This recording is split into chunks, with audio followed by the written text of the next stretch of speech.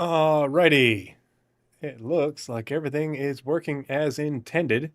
Hooray!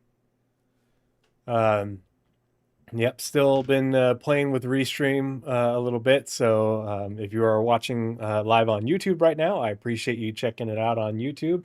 Helps me figure things out. I'm going to be this next week um, trying to figure out how to get my stream alerts and things on YouTube, see if I can get that working, just so there's the same level of experience on the YouTube side as on the Twitch side.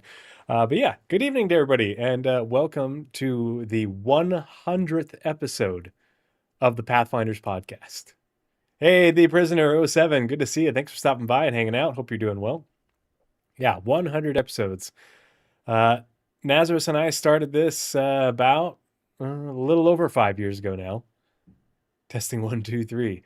Oh, there you go. The Prisoner on Twitch and YouTube chat. Awesome. I see it. It's working. That's fantastic. Thanks so much for the help. Really appreciate you. But yeah, Nazareth and I started this, it was about February or March of 2021, I want to say. If I remember correctly. Yeah, I think that's right. And there's been a few slowdowns here, a few little breaks there.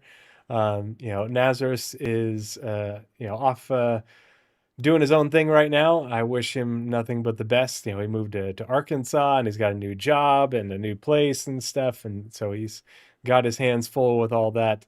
But he's always, he and I have talked and he's always welcome, when he has the time to come back and hang out with all of us.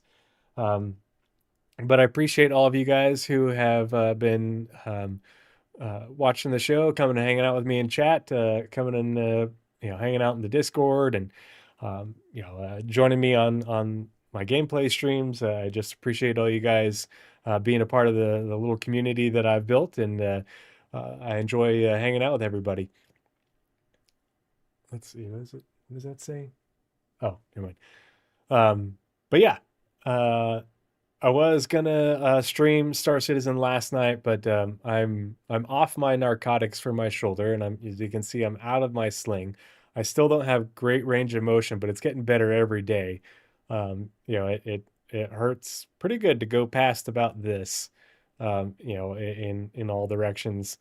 But unfortunately, it means that if I move around in my sleep, if my arm gets caught in the blanket, or I accidentally move my arm in my sleep, the pain will definitely wake me up.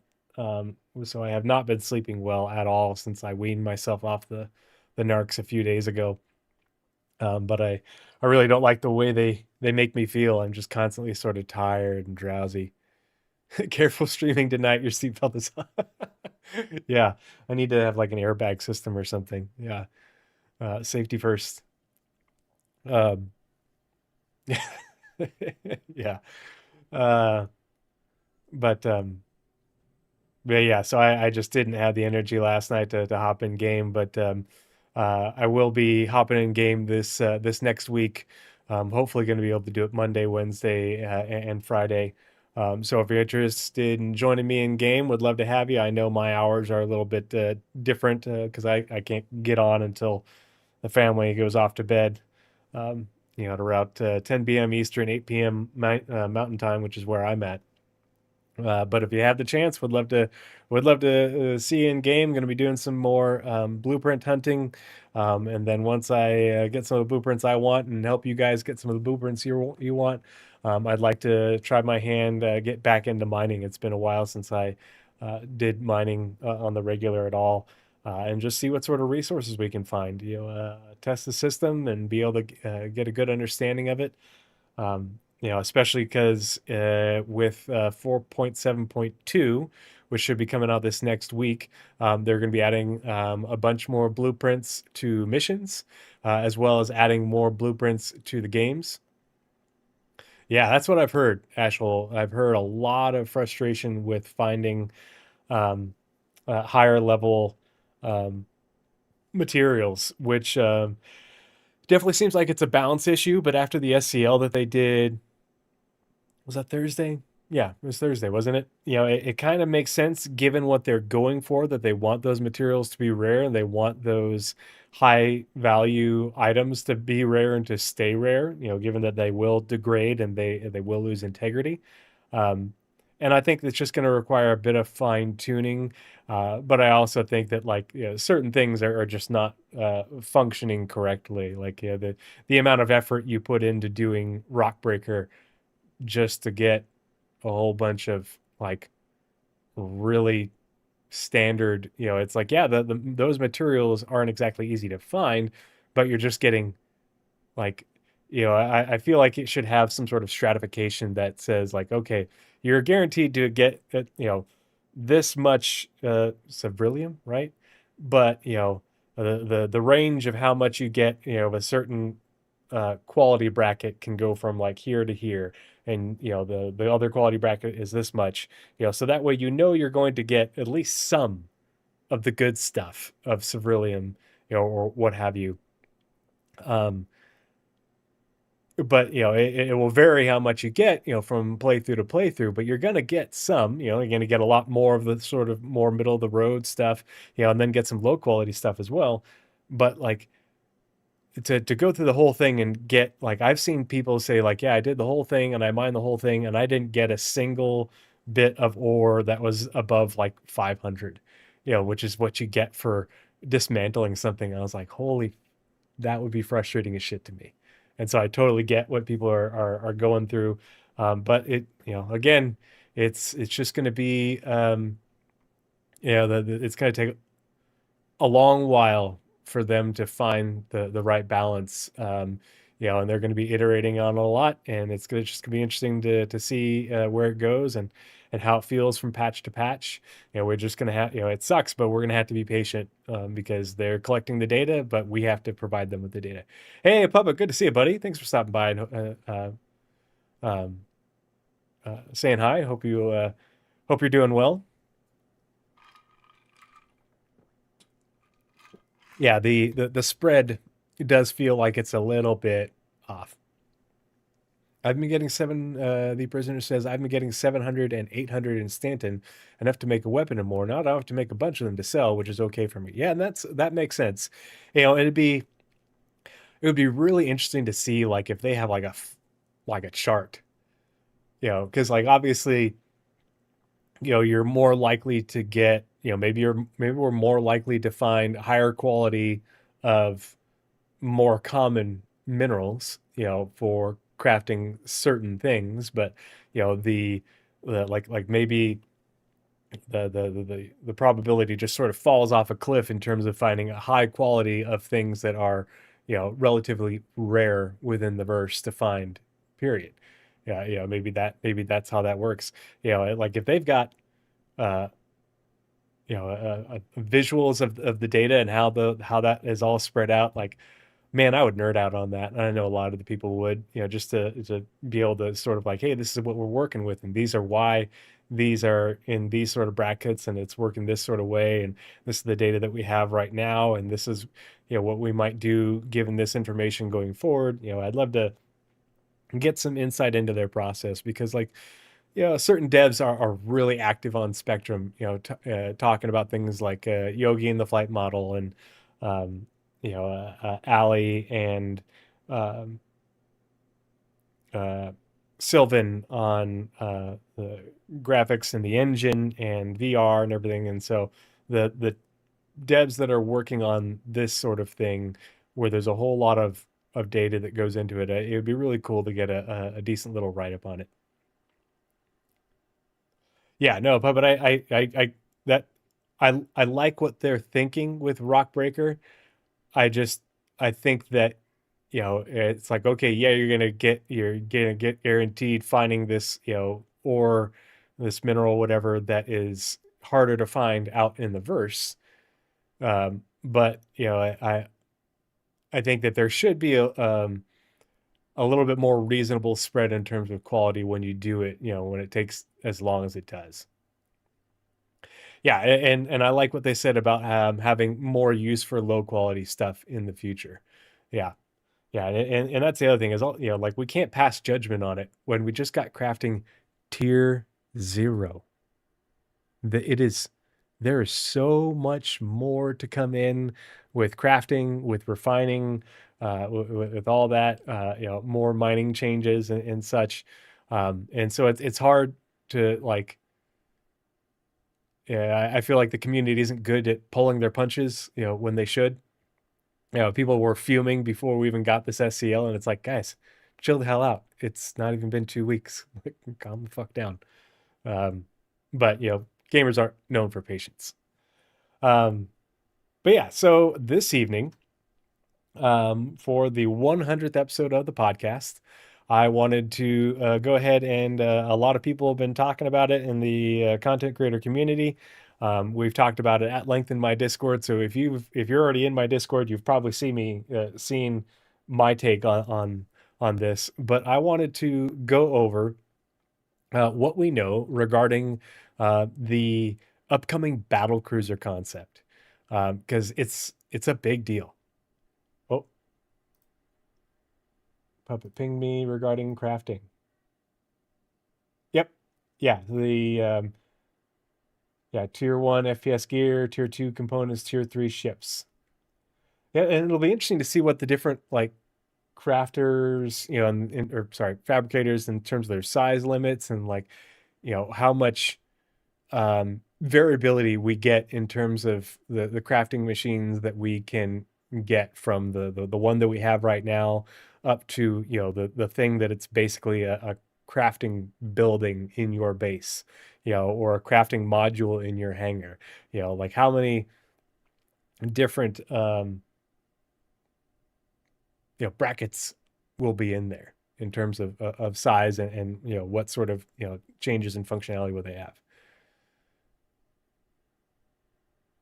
Yeah, the prisoner, I totally get you with the mining. Yeah, it's a good chill gameplay loop, but like it's not something. I don't know how some people do it on a regular basis, day in, day out. It's like, oh man, that's I need, that's one of the best things about Star Citizen is the variety.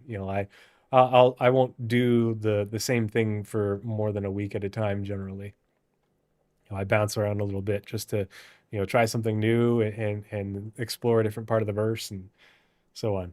But yeah, so back to the topic. Obviously, the Battlecruiser has been a big point of discussion within the community ever since it was. I mean, we've known for a long time, but since it got mentioned more recently on Star Citizen Live twice in the latter half of last year. And so I wanted to go over the information that we have regarding the Battlecruiser, because a little bit of stuff recently came out as well, little hints and such. And what we know about Battlecruisers in general, what we have heard from CIG regarding what I call the super capital ships, in particular the Bengal carrier, as well as my hot take on not selling the damn thing. So yeah, let's go ahead and switch screens, and we will get into it. Let's see, and with our first citation.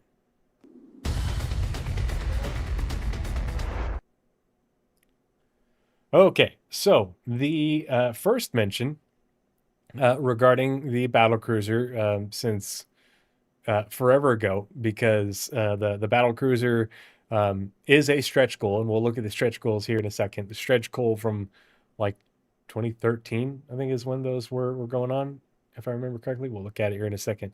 But during the Star Citizen Live Ship Showdown Q&A that was back towards the end of August last year.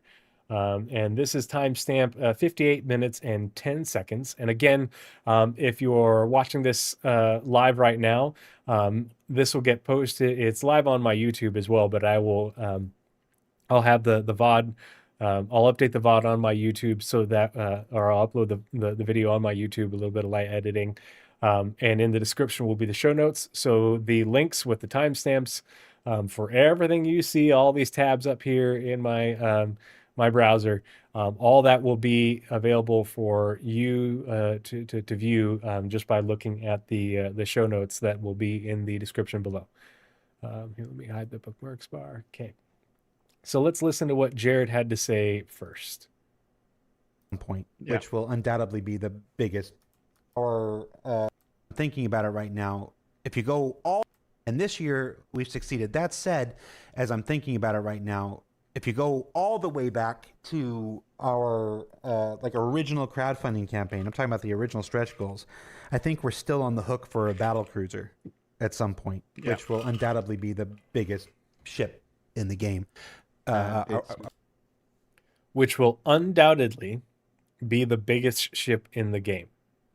So I feel like that's a important take-home point. And we'll talk more about that later. But biggest ship in the game. But wait a minute, what about the Bengal? Because guess what? The Bengal was a stretch goal as well, described the exact same way. So is it going to be bigger than the Bengal? And what else is a stretch goal that this is apparently going to be bigger than? Because if they're on the hook for this one, they're on the hook for the others, but we know about the others. And so we'll look at that as well. Are we still going to do that?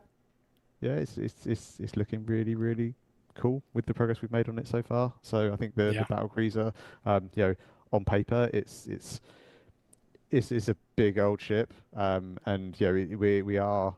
I hope I'm allowed to say this. We're in very early stages of kind of our concept work on the Battlecruiser at the moment. Too late, Jared. Sorry. We're going for it now. We have to do it. I mean, that's fine. That's fine. It's not coming this year. It's not coming anytime soon. Okay, so just don't want to get anybody's hopes up or anything. It's one of it's a big ship. It needs a bunch of concepts to get it right.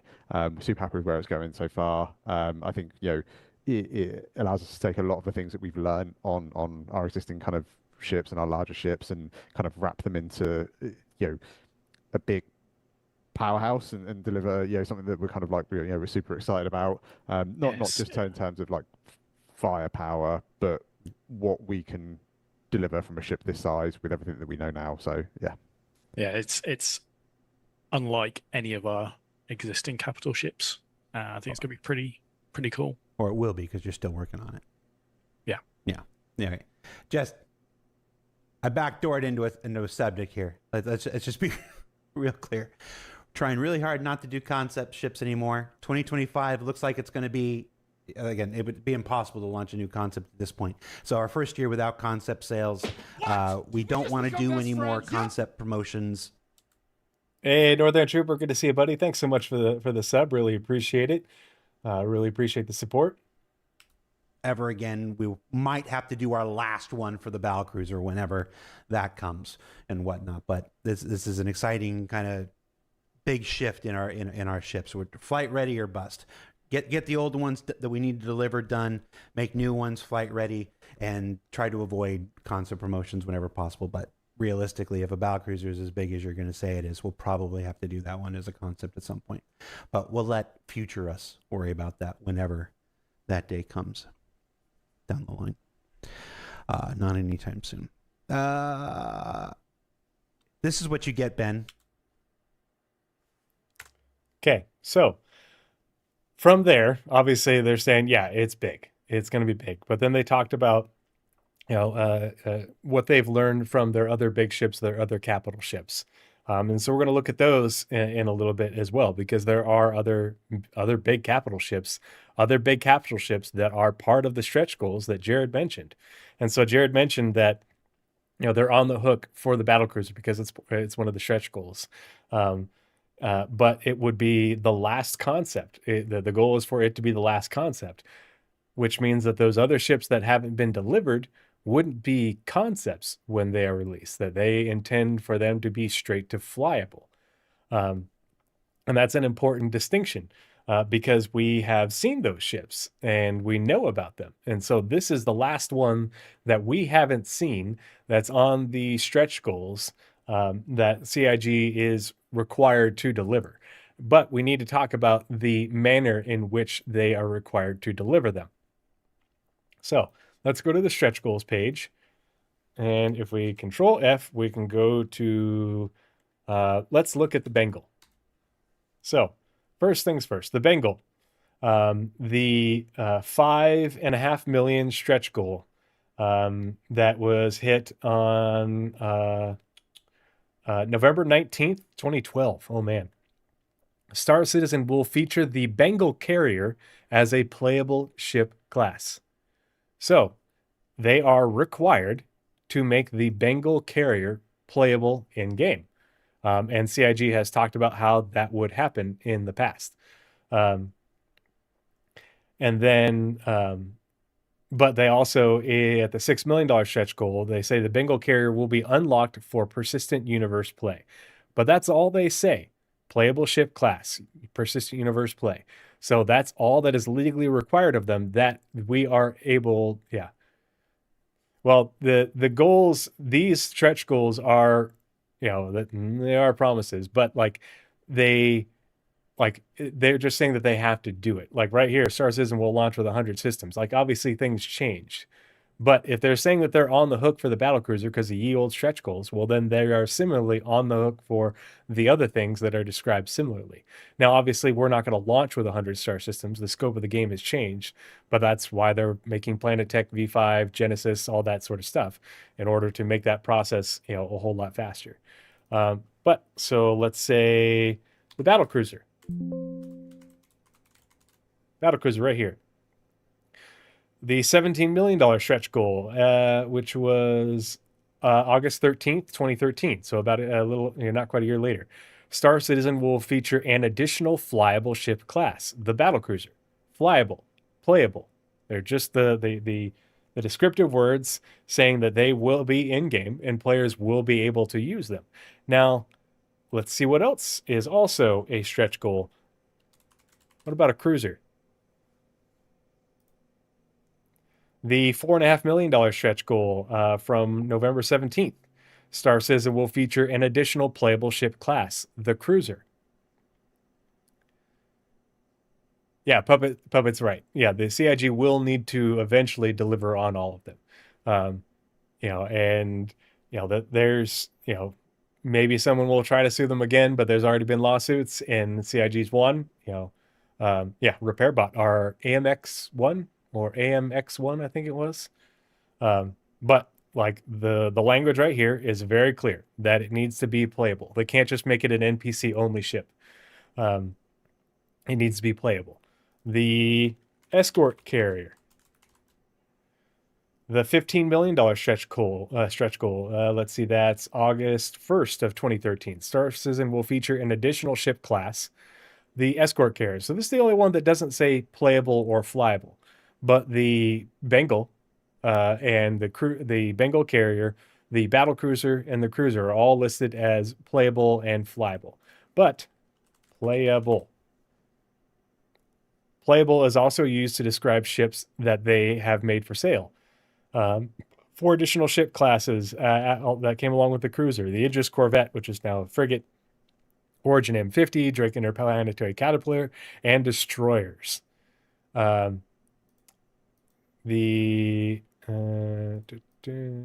say flyable. So flyable Battlecruiser, flyable shuttles, an additional flyable ship, the Drake Cutlass, additional flyable ship, the Aegis Dynamics Retaliator. Let's see, the Misk Starfarer, the Anvil Gladiator. And so this was all before the idea of selling ships to fund the development of the game. So these stretch goals came out as, hey, you give us this much money and we'll make this part of the game. None of this is saying that we are going to make this for you for sale. That didn't start until years after this, or a while after this. So that's not really a thing. That people have tried to make the argument to me like, well, all these other ships, they sold them. And it's like, yeah, but they weren't required to as part of them being stretch goals. They just had to make sure they added them to the game. The selling them is a later thing. And that's why later on, they talked about how the Bengal would be how players could get the Bengal in game, and it wasn't due to buying it. You'd have to acquire it, so to speak. But let's see what else was said about the Battlecruiser recently. Let's see. So I think I got the right timestamp for this one. This is Star Citizen Live. Lots of ship talk from November 27th, 2025. Essentially very recently, less than 5 months ago, or about 5 months ago, I think it was 5-6 months. And we're at timestamp 1 hour, 22 minutes, and 10 seconds, I think is the right one. So let's see what Jared has to say here.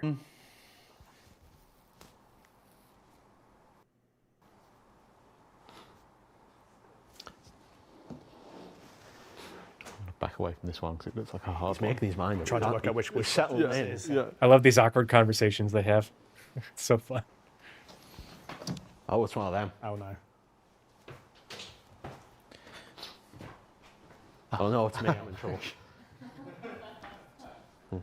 Oh. Don't say a word. Gonna need some more info on the Battlecruiser there, Chief. Don't say a word. Don't say a word. I'll say this so that if somebody gets angry at me, they can just come to me. The Battlecruiser, for those of you who don't know, is our last concept. It's from the original. Again, last concept, reiterating that. Well, Sergeant Grim, good to see you, buddy. Glad you're coming to hang out. I'm a dad. I'm a full-time dad to small children. The idea of having my own capital ship and being able to go out in space and the utter quiet of walking around a ship all by myself with no one to fucking bother me. No one throwing, it's like, oh, so nice. I mean, I could melt a whole lot of stuff and maybe I'd have the credit to sell it if they sell it. I don't think they will. I think it's a terrible idea, but we'll get more into that.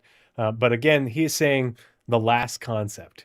And so we're gonna talk more about what else CIG has coming that apparently isn't going to be a concept. I don't think they would be making these very clear statements regarding the Battlecruiser being a concept, given the other ships that we know about, and we'll see more about those later, that apparently aren't going to be concepts.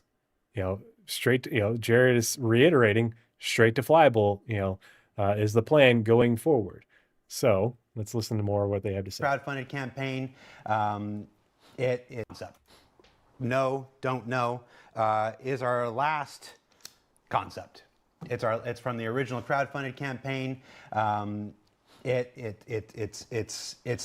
We didn't do any concept ships this year. It's our intention to never do another concept ship again, other than the Battlecruiser.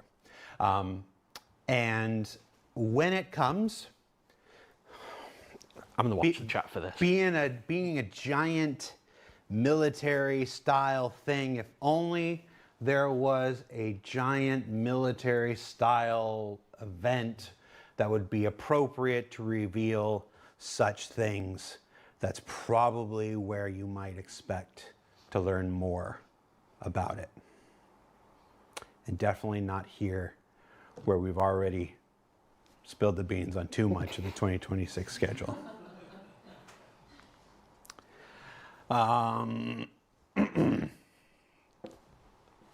Did you confirm the manufacturer then or not? Well, we're not revealing that.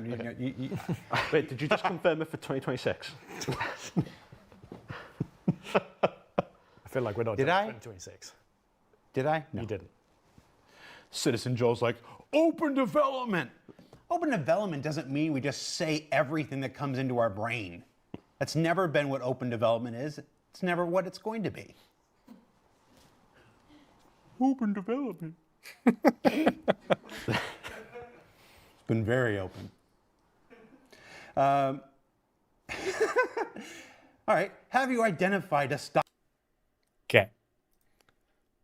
So again, Battlecruiser, last concept. I love when Jared does that. Battlecruiser last concept, they said, oh, when would that be coming? A military themed event, Invictus Launch Week, obviously, apparently Invictus Launch Week 2026, which is why some of the more recent little things that have been popping up are very interesting, because it was a surprise to me what happened, or what popped up. But again, like they said concept, and promotion doesn't mean it has to sell the Battlecruiser. It doesn't have to mean that, especially given what the Battlecruiser likely is. Like he just said in the previous one that the Battlecruiser will be the biggest ship in the, likely the biggest ship in the game. But we already know about the Bengal. We know about the Bengal's dimensions. And the Bengal is one of the same stretch goals that the Battlecruiser is. The Bengal also has to be flyable. The cruiser also has to be flyable. The escort carrier also has to be flyable. And so the question is, and this is part of my hot take that we'll get to, get more into in a little bit. But the question is, are they actually going to sell them? And why would they sell them? And it's not as straightforward and simple as we might think. But the important thing is the context with which these things were said. The stretch goals occurred before they started selling ships, like in order to fund the game. Like they're funding the game through the stretch goals and raising money that way, back when the project was a very, very different thing. And so nothing was ever intended out of the stretch goals that everything in the stretch goals would be sold. That's why, no one could ever, force them to be like, oh, you said, and it's like, no, it just says that it will be in the game and players will be able to play / fly it. Yeah.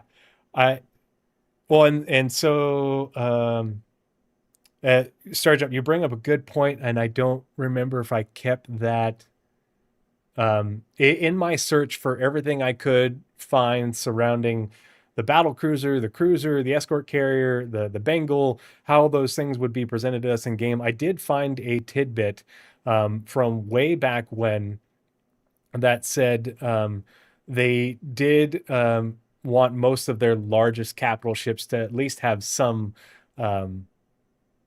I forget the exact verbiage, but like hangar capacity or whatever, and like, not be carriers like the Bengals. But there's another question. Maybe was it this one? No. Maybe I didn't save it. But you do make a good point, and maybe I'll have to try and find that one again, because I found it inadvertently. But it was a question regarding it was like maybe a 10 for the chairman, or maybe it was something else, I forget. But they asked about, like, are there going to be capital ships that are more firepower based, I think was how that was worded. The question was worded, talking about battleships and missile cruisers. And Chris Roberts answered it, and he said, yes, they do want to have stuff like that. They're not quite sure yet. He said that we do want, like, our largest ships like that to, always have some sort of hangar or fighter capacity. I don't remember the exact verbiage that he used, but basically, like, he said that, kind of like the Javelin has a hangar that was originally built for, was the Redeemer that it was originally built for, or was it the Vanguard? Do you remember? Either way, it has a hangar. It's decently sized, but it's the Javelin is more focused around its weapons, its guns. And so ostensibly, like, the cruiser and the Battlecruiser would be, again, more firepower focused, but they should still have some hangar capacity, obviously not carrier focused like an actual carrier, but we don't know. I would imagine, like, if you guys know, like on the Bengal, how it has the main, hangar is in the wide part, and then you have like the kind of launch tube area, but the main hangar is in the wide part, and there's two decks, the storage and then the ready launch and recovery area. But then above that, there's also an external flight deck that goes into a hangar for the CAP, Combat Air Patrol.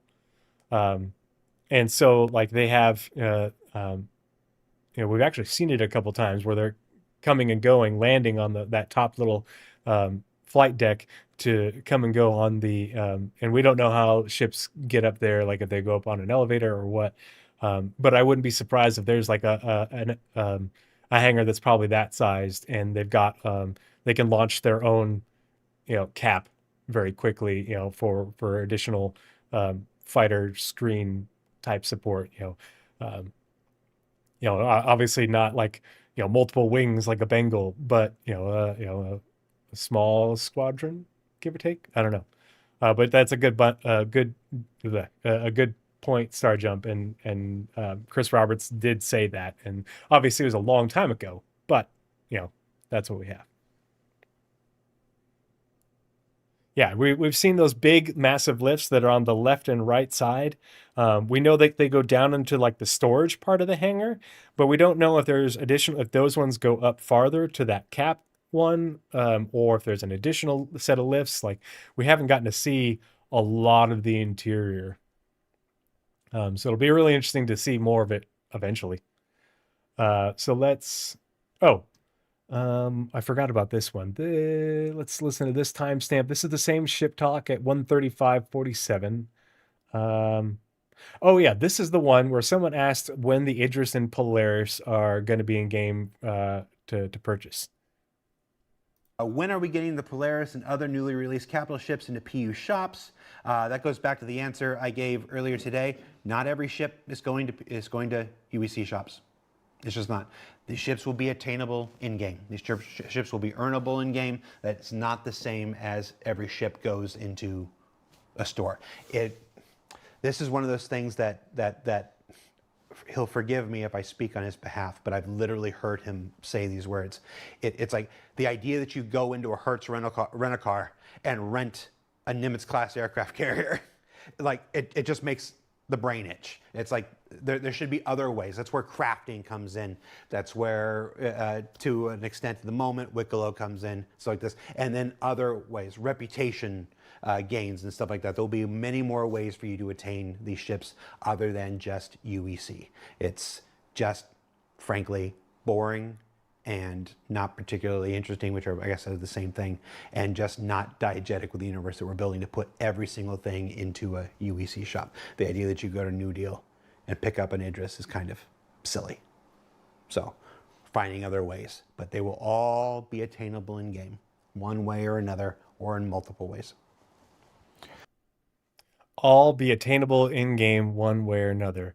And he talks about the diegeticness of the universe. Like, people, have said like, oh, it's just a game, blah, blah, blah. And it's like, no, CIG is still committed to this, this being this believability of the universe. If you go to Starchives, which actually just got updated not long ago to be all the way out through 2025. I don't think they have anything so far this year up on Starchives for search.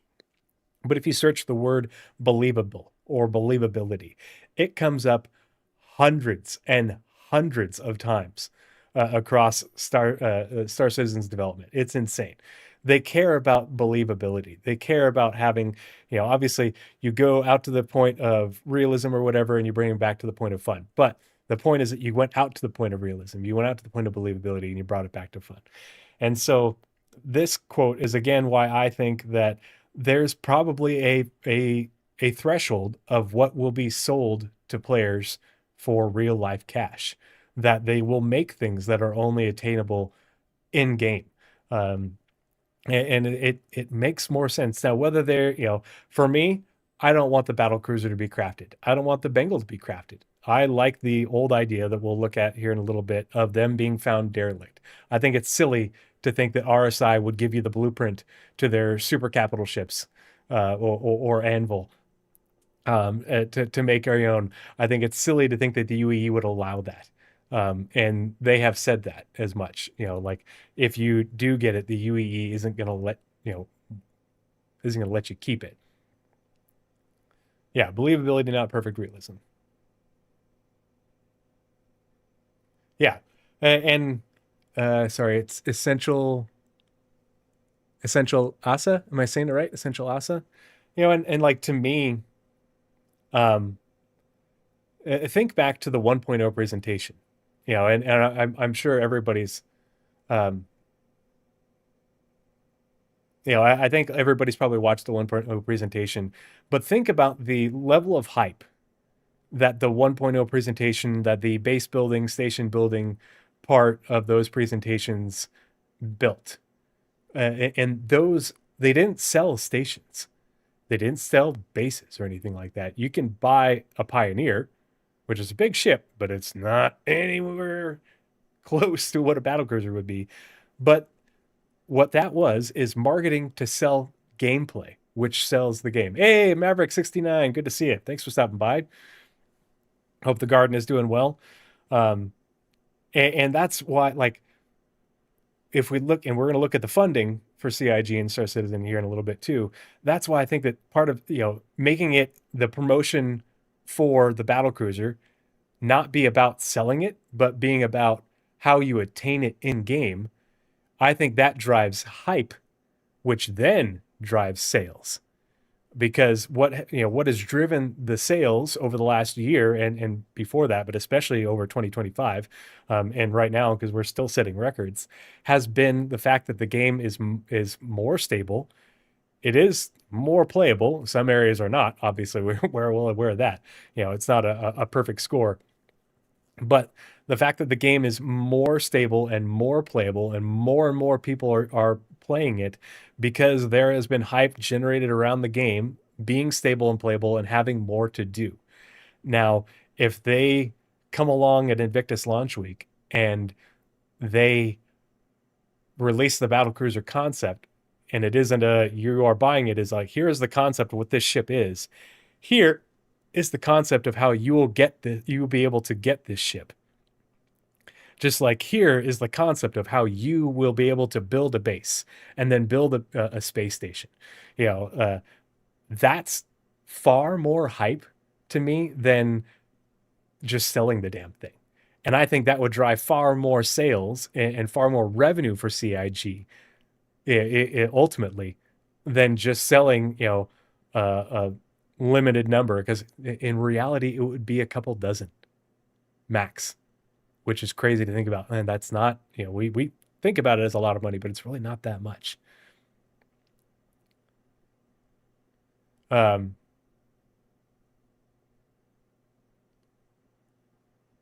Yeah. Well, and but Exume, we're gonna get to the Idris, because that's the other part, is people are like, well, they sell the Idris, they sell the Javelin. It's like, not even remotely comparable. But let's keep going. So, the things that came out recently, things that changed recently that made this even more interesting for me, that was very unexpected, and I'll explain why it was more unexpected later, was the tracker that a lot of people have in their Discord. I have it in my Discord, that shows you whenever there's any sort of update to the website, or any devs post anything on Spectrum, or it could cannibalize other sales. Absolutely, that's a good point. The portfolio for Anvil Aerospace got updated. Now, this is not, it got updated on April 15th, but this is an old portfolio. The old one was this is 12, 13 years old. And so they didn't update the whole thing. Most of this is original, but what they did, one of the things they did update, they updated a little bit around the Gladiator to make it more contemporary, fit the fact that we're like 12 years later from when this first came to be. But they added this update here at the bottom. Update: it is believed that Anvil will be revealing a brand new ship in 2956 this year that industry leaders have described as the future of modern naval warfare. Yeah, Sergeant Grim, you're totally right. It could just be revealed. Yeah, it might not be sold. It could just be revealed. We have no idea what they're going to do. But given that they haven't said sale, they've said promotion, but not sale.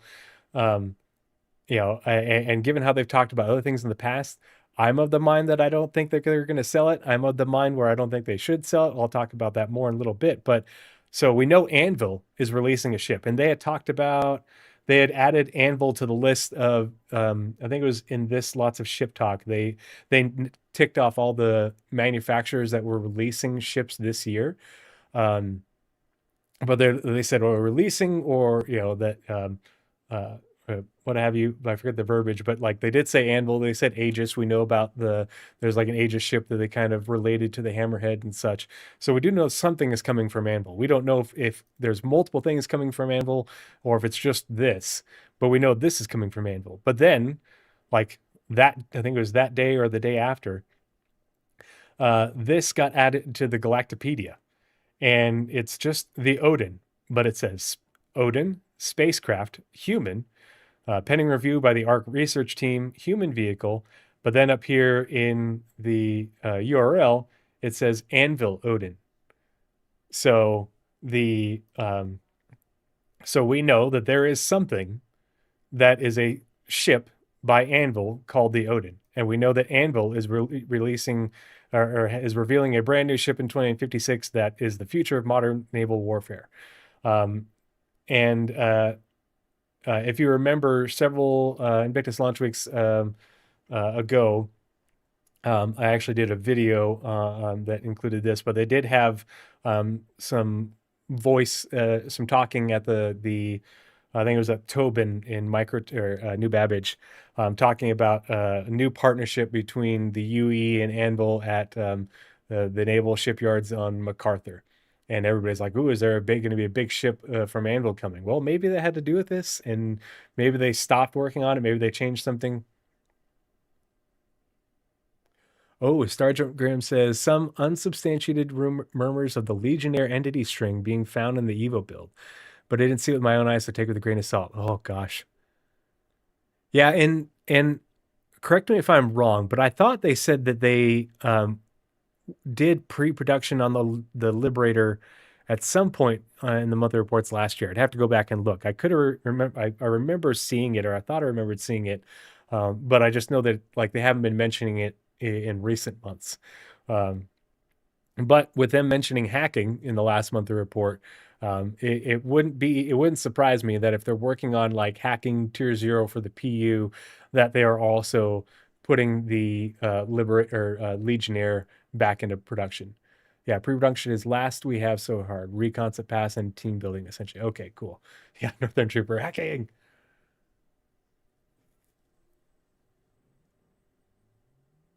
Yeah, the prisoner, the number of when they sell the whole limited ships, it's based essentially on like an algorithm on how many backers or accounts there are. And so it's gone up over the years. That's why like when they sold the Idris way back when, it was like in 250, and now it's more than that. It's several hundred at a time. But the Javelin is still limited to, I don't think the Javelin has broken 100, based off of the estimates that I've seen. It's still limited in the dozens. So yeah.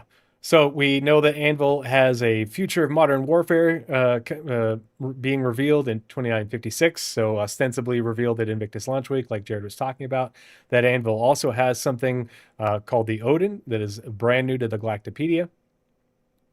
But yeah, so let's talk about the context. I hope Odin is first in a class or modular.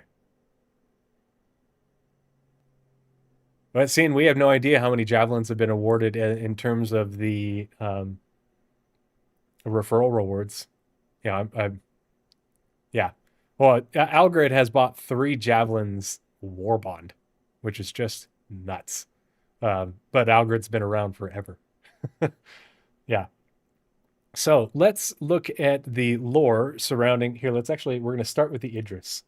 Because people have said, well, they sell the Idris, and they sell the Javelin. Why wouldn't they sell a Battlecruiser? So let's look at the context surrounding how the Idris is sold to players. So civilian launch, and this is from Jump Point. Jump Point 8 issue 6. So I want to say this is one in 2020. But if you want a copy of this, you can hit me up, ping me in my Discord, and I'll upload it to my Discord if you don't have access to the jump points. But so, civilian launch. For the first 200 years of production, Idrises were reliably scrapped upon decommissioning, a requirement specified by law for all capital assets by the early UE government. So, the early UE government said that when capital ships were taken out of service that they were required to be scrapped. They didn't sell them to anyone. They were scrapped, and they reused some of the material to make new ships and stuff. But that's what they did. While Aegis's shipbreakers were forbidden from salvaging and reusing systems, they were able to recycle roughly 35% of the scrap tonnage in the construction of newly produced frigates. This life cycle was drastically altered in 2801 with the passage of the first Surplus Act that gave approved civilian organizations the rights to bid on properly demilitarized but still functional spacecraft up to and including destroyer-class vessels. So,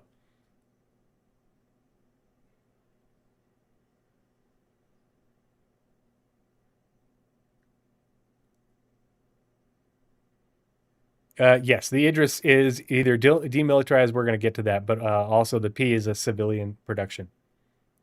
So in 2801 was the first time, essentially a little over 150 years ago, was the first time that you could get a approved civilian organization could bid on a demilitarized ship up to destroyer class. So the Idris frigate and the Javelin destroyer.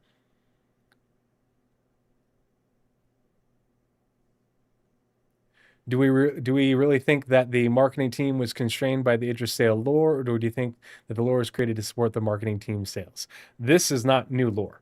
This is just the most recent version of it. This has always been what the Idris lore was, and this is part of the reason and the believability of why they limit the sales of them. It's a marketing thing. If you make it limited, you're able to charge more. You charge people more for it. It's just a marketing technique, but it also makes it more believable. When people are like, well, they sell hundreds at a time. Well, if you think about how big the UEE is, it does make sense that there would be thousands of surplus Idrises, considering the Idris has been in service across like multiple flights across like 400 years. And the UEE has like trillions of people. The UEE military is, millions, if not billions of people. It's insane how big the UEE is. So it absolutely makes sense that there would be, potentially thousands of Idrises flying around, whether surplus or you're an hour late, Danger Hobo, go haze yourself. But this was the first Surplus Act, but properly demilitarized. In the case of the era's Idrises, this meant the permanent disabling of the keel-mounted gun and the removal of all classified subsystems, such as military spec targeting software. The law was primarily passed to allow citizens to purchase former freighters, and the initial reception to the available former military frigates was generally cold. Within 2 decades, however, the need for larger-scale fighting ships had become greater, and Aegis was forced to significantly expand its investment in mining corporations in order to make up for the lost scrap resources. So Aegis was having a hard time keeping up with production due to selling these decommissioned frigates and such rather than recycling them.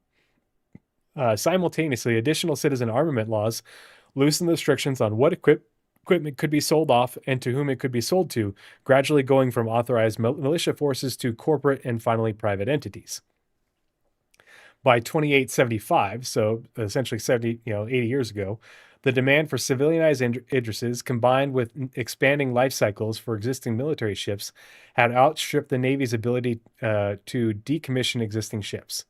The result of this schism was the launch of the first ever Idris Peacekeeper, Idris P, which is what we are able to buy now. You can't buy an Idris M anymore, except for there's one pack that it comes in. It's like, I don't remember if it's the $15,000 or the $25,000 one. Yeah. You can buy a surplus tank, but a surplus tank is not the same as a surplus battlecruiser. Not even remotely close. These are not like things. You can't compare them.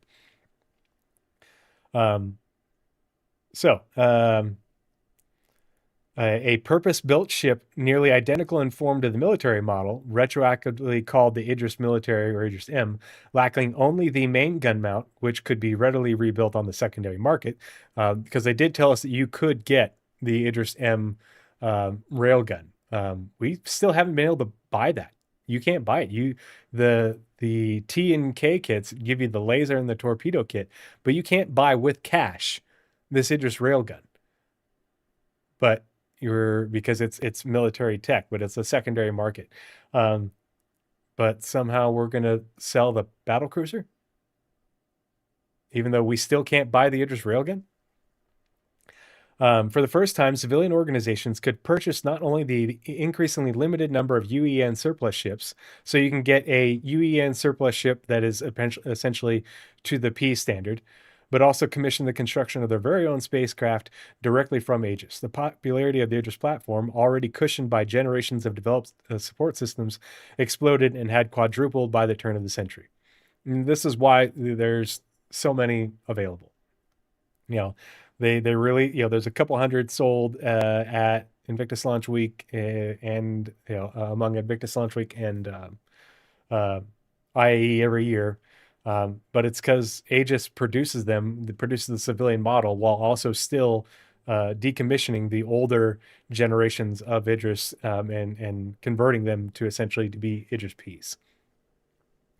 And the people who had the Idris M, and Idris P on every blade of grass. So the people who bought the Idris M when they sold it the one time way back when, or have spent just an absurd amount of money on that package to get an Idris M, like they're the only ones that have the Idris M.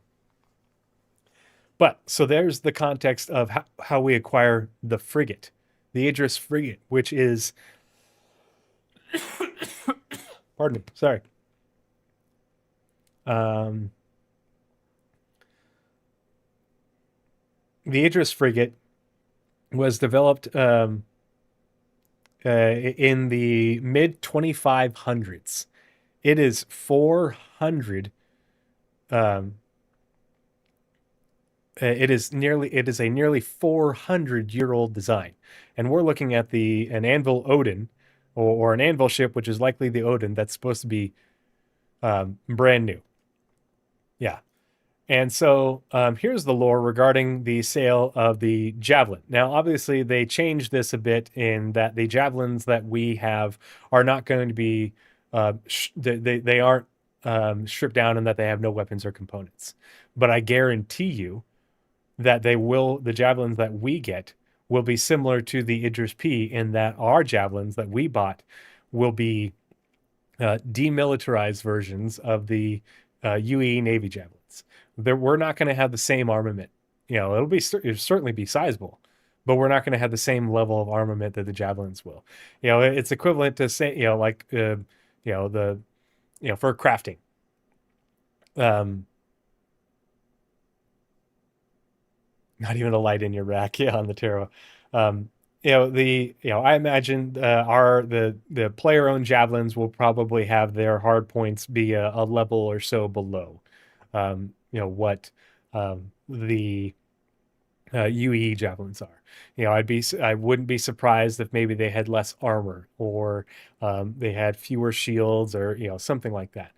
We don't know how it's going to work out, but we already know that the Idris. Congratulations, you received 100 messages today with Restream Chat. You're only allowed a mini nuke. Yeah.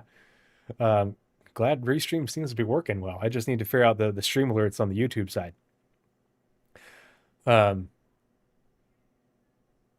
Yeah. But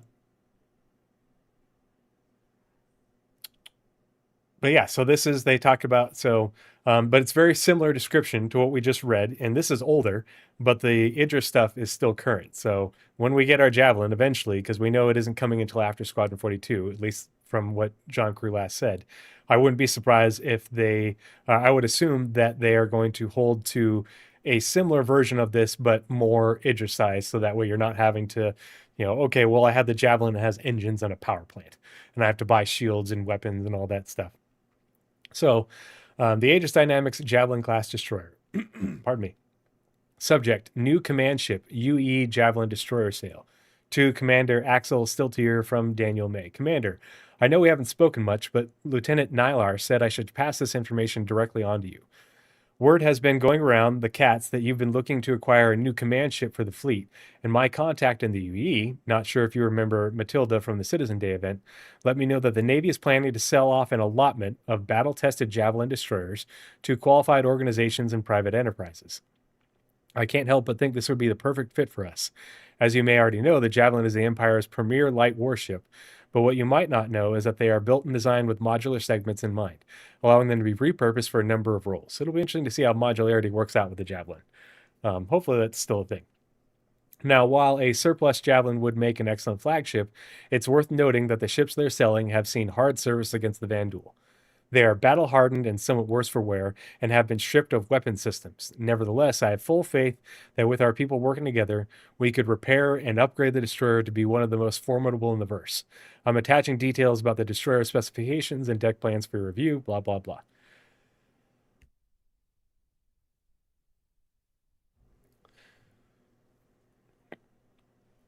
So, very similar verbiage to what was used regarding the Idris and how they started selling it demilitarized and such, and without the you still can't get it with the railgun, but you can get it on secondary markets and such. And I would imagine something similar is still going to happen to the Javelin. Maybe the stock turrets that come with it, or stock weapons that come with it, are the next size down. Something to that effect. You could upgrade them on the secondary market in game. You earn them in game, you can work your way up to having a essentially mil-spec Javelin in game, but the one you get from buying it isn't mil-spec. Yeah, I really like the modularity on the new Aurora, and it makes me hopeful for a Avenger Titan Mark II with modularity, because the Titans were supposed to be modular as well. But they always said back then, that that time they just made variants because that's what they could do. And a similar size ship would be pretty cool to have the same functionality as the Aurora, but for an Avenger. And the Mustang. So, pardon me. So there's the context regarding the how the Javelin and the Idris are sold. And the Javelin and the Idris are so much smaller than what a battlecruiser should be, especially given that Jared said it would be the largest ship in the verse when it releases. So let's before we get into this part, actually, let's talk about, because we talked about how much smaller the Javelin and the Idris would be than the cruiser. Let's talk about how big the cruiser might be, and look at some scale of things. And for that, we're going to look at, is this the right one? Okay. We're going to look at part of the live gameplay reveal from CitizenCon 2954 for Squadron 42. Actually, before we do that, let's watch this. This is called The Scale of Things to Come. This is from 9 years ago.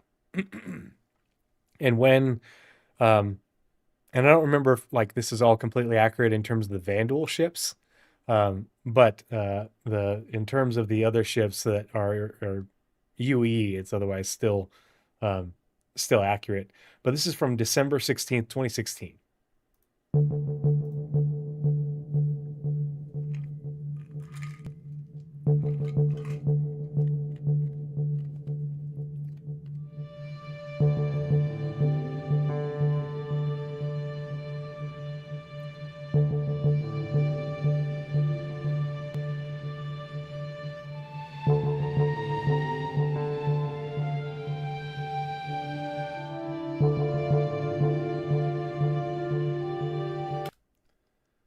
Look at how big the Idris is. And I think it's actually a little bit bigger than that now. I think it's like 240, 250 something meters, but yeah, are we due for a new scale video? Yep. But I think a lot of people forget, and because when we're flying around in space, scale doesn't translate as well as we'd like it to. And so I think people forget how big things are in Star Citizen.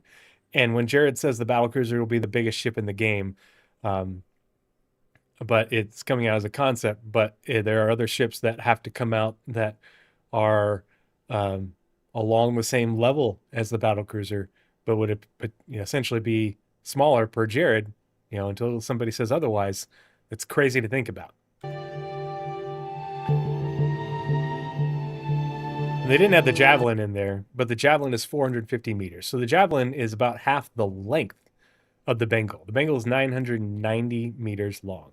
It's nearly 4 times the length of an Idris. An Idris could fit in the hangar if it could fit through the door. But the Bengal is 990 meters long. The Javelin is 450 meters. Okay, the Idris is listed on the wiki as 240. So the right there is 237. So close enough.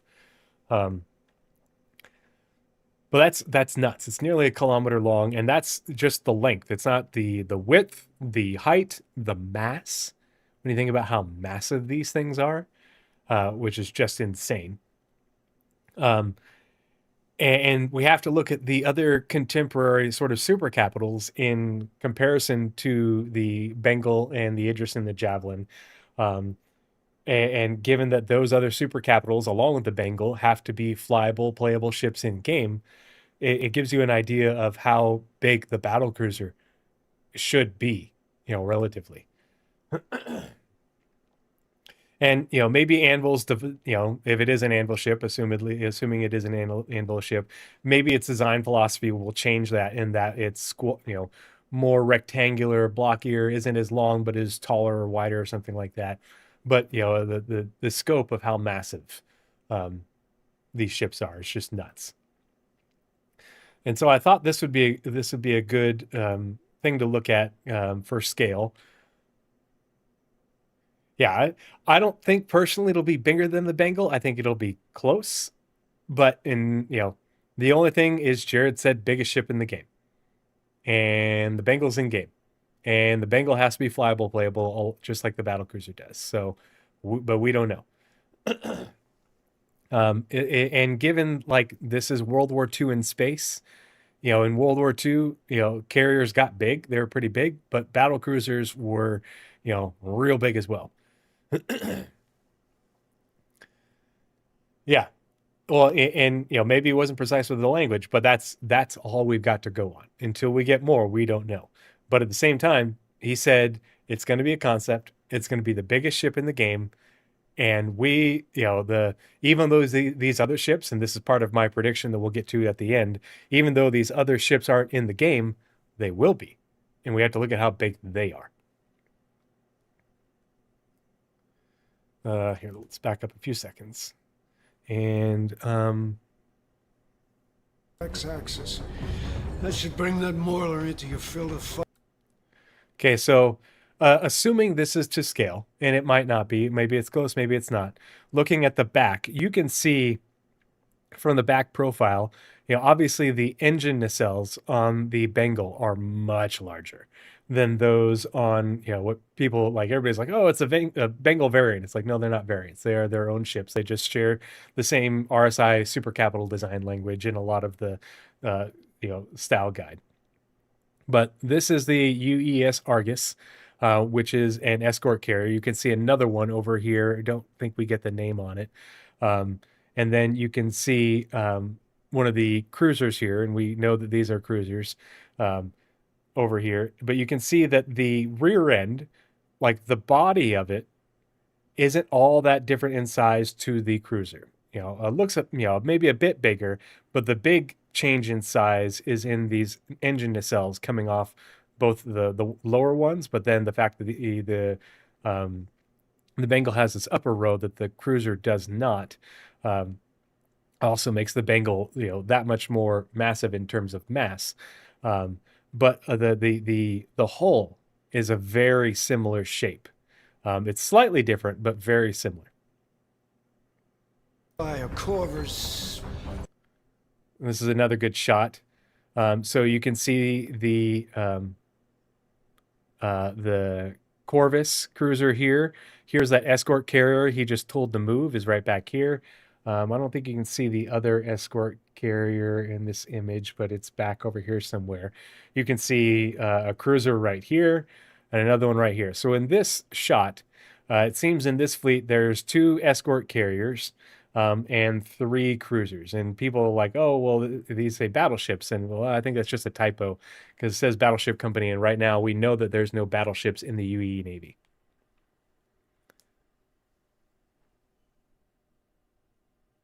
Yeah. And let's see. So you can see, let's see if it gets close enough. Redirect to fill the gap and take those gunboats off integrity. Oh, a little bit too far back. Redirect to fill the gap and take those. So you can see, and we're going to look at this in detail, but if you get the like 4K and zoom in on this, it says CA, which is cruiser. And so the Raiden over here is a is actually a Javelin destroyer, and somehow it got put into a battleship company, even though, and this one says I think it says frigate company, but it's also the Banshee is a destroyer. But here's the Argus again. You can see that's CVE, which is escort carrier, and then CV for the Krugeri, which is fleet carrier. Yeah, well, and this could be subject to change. This is just what we have so far. Who knows? But this is what we have so far. And there is lore to go with these things. We're going to watch that here in a second. But if you look at this, if we go by the assumption that these are to scale, along with the obviously we can't put them next to each other, but you can look at the body of the Corvus, the Integrity, and the shape of it compared to the Bengal. It is a very similar shape. It is a very similar hull. And the way carriers were first designed is that they are actually cruiser hulls that were converted to become carriers. And so it makes a sort of sense that with the UE developing new ships and using RSI to develop their super capital ships, that they do the economy and everything, as well as economy of scale and production, that they would probably want to simplify things in making, okay, we're going to make, these hulls, and then certain ones will go on to become cruisers, certain ones will go on to become Bengals, and we can make, stop the construction partway through, and some of those will be escort carriers, but it simplifies and makes the production process more cost effective. It's part of World War II history. Again, this is World War II in space. Those gunboats off integrity.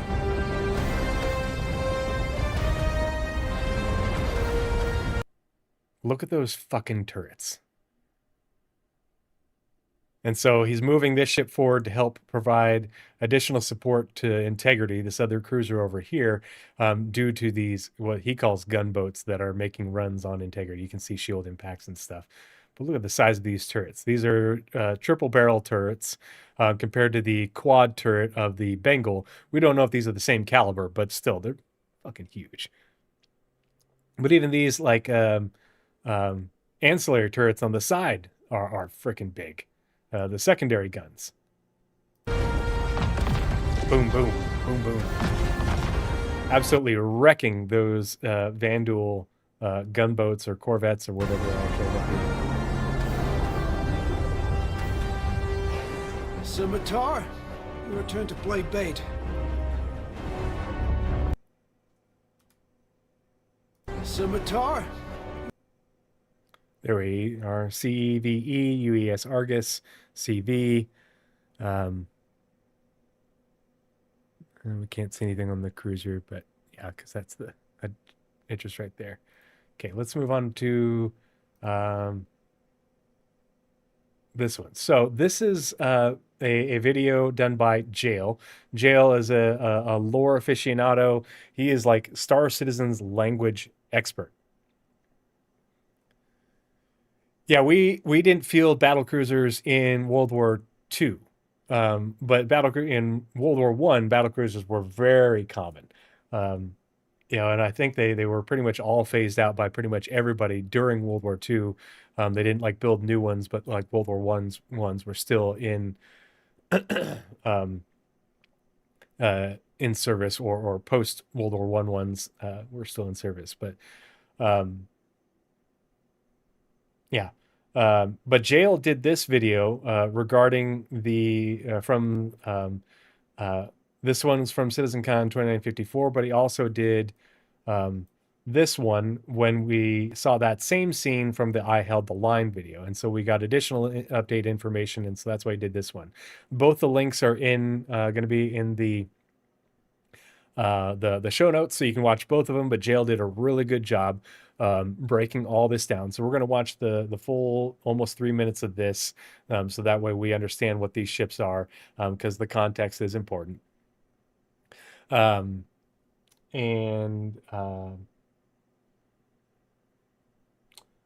Yeah, and I will tag him.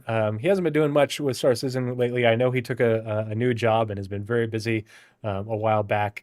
So I wish him nothing but the best. But he did a lot of episodes of the Lore Citizen podcast with Algrid and Astropub, Astro Historian, Paul. But he's done a bunch of language guides and other stuff. Really, really smart dude. Hey, Sergeant Grimm, no worries, man. Thanks for stopping by. Good to see you. I hope you're doing well. Yeah, I'd love to come hang out. You just hit me up in Discord whenever. I'm a full-time stay-at-home dad now, so my schedule in the evenings is a bit more relaxed. But I can also while I can make some stuff work. But yeah, thanks for stopping by. Really appreciate your input. Thanks for being a part of the conversation. Hope you guys are doing well over there at Star Jump. Here, we're gonna give you. I think this will work in Restream.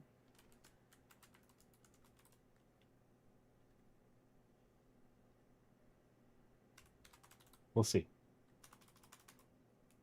If not, I'm gonna have to figure that out.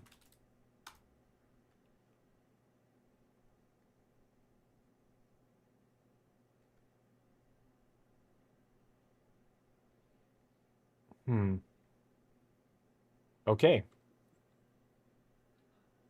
So that doesn't work if I put it into Restream.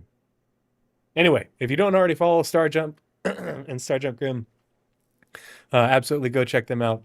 Well, now I know that command isn't working when I type it into the Restream chat. I guess I'm going to have to... I could just put it directly into the Twitch chat.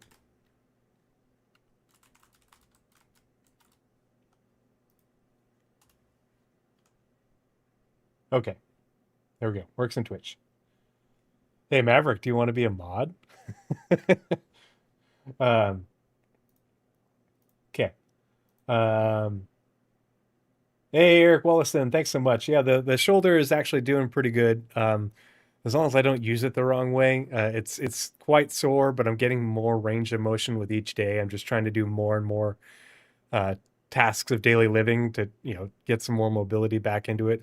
I'll be restricted for like 6 weeks to 1 pound worth of resistance in terms of lifting with this arm.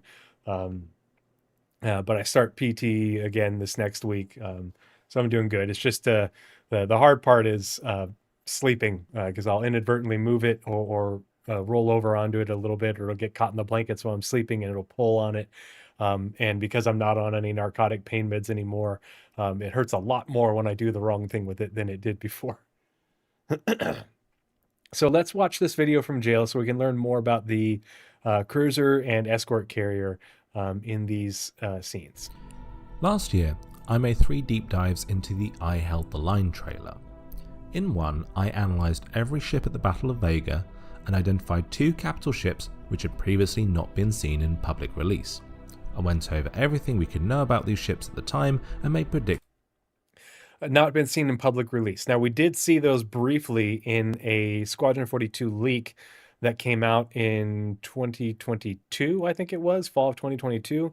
That was actually like a sort of internal trailer from about a year prior is what the word on the street was. And so if you want to see it, I have it saved on my computer. I'm not going to play it now. We get a few other angles of them that are kind of cool to look at, but it's more of a top down, and these are much better shots of them.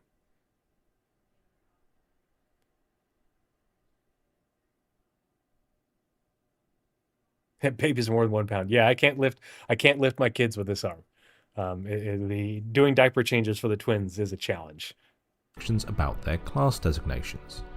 This year, we saw almost the entirety of this sequence play out in game, and my predictions have been proven pretty much true. In this video, I'll briefly recap the key points and show how we can tell that this is the cruiser and this is the escort carrier of the UEE Navy. My name's Jael, and if you enjoy videos about lore, languages and little details, you might like to subscribe to my channel. Quite simply, we can see the confirmation of my class designations about 8 hours and 4 minutes into the live broadcast. On the Holoviewer, we see these ships labelled. The UES Corvus is a cruiser, and the UES Argus is an escort carrier. My original identification of the UES Corvus and UES Integrity from last year was based on a Galactopedia article that referenced the Integrity as a cruiser. The cruiser was the $4.5 million stretch goal, and in that stretch goal was described as playable. This represents a wholly new class of ship that hasn't been shown in development previously. It appears to be one of these cruisers that gets destroyed by the Kingship's beam superweapon in the Battle of Vega. I proposed the escort carrier for the other ship based mostly on its flight deck, size, and a Galactopedia article that stated that Pegasus class escort carriers are a standard component of the UEE fleet. The escort carrier was the $15 million stretch goal, but was not described as playable or flyable there. If you look at this, and this is actually the best shot that we have for the escort carrier, you can see that it does have a pretty sizable turret on the bottom. In the other angles from the leak, where you're looking at it from the top, there didn't seem to be a large turret on the top. So it seems that it's configured similarly to the Bengal, where the large gun is on the bottom, but there isn't a large gun on the top. And it seems like this is still where the launch bay is for, for aircraft. But they do, when he talks, we went over that part with the Holoviewer where he shows them moving up in order to get a line of fire on additional ship. It's ostensibly to be able to use these guns. So he's moving an escort carrier up in order to get additional rounds on target from more big guns. Size, and a Galactopedia article that stated that Pegasus class escort carriers are a standard component of the UEE fleet. The escort carrier was the $15 million stretch goal, but was not described as playable or flyable there. It's not wholly confirmed that this is the replacement for the old Pegasus carrier, shown off early in development and referenced in the character art for Randall Graves, but the name Argus would fit the mythological theme of the name Pegasus, so I do think that this is a full replacement for that model as I proposed last year. That's the only part of my prediction that hasn't been wholly confirmed at this point, but it does seem pretty likely. There is a... And obviously the cult following of the Pegasus doesn't want to believe that that's the new model of the Pegasus. I think it is. I think it fits with the contemporary RSI style guide that goes with the Bengal and the Cruiser. But until we get confirmation, we won't know. But the naming convention works. Like he said, the only thing that's different is if you look at that patch. Wholly confirmed at this point, but it does seem pretty likely. There is a... let's see. If you look at the patch on his jacket, the patch is still the old design. So maybe they just didn't update that. But, Pegasus, Argus, and Chimera are all references to Greek myth. So maybe they just haven't updated the patch. Maybe they're never, maybe they aren't aware that they need to update the patch in that scene or other scenes. But I think it's probably leaning that this is the Pegasus. Yeah. When Jail says little details, he does little details.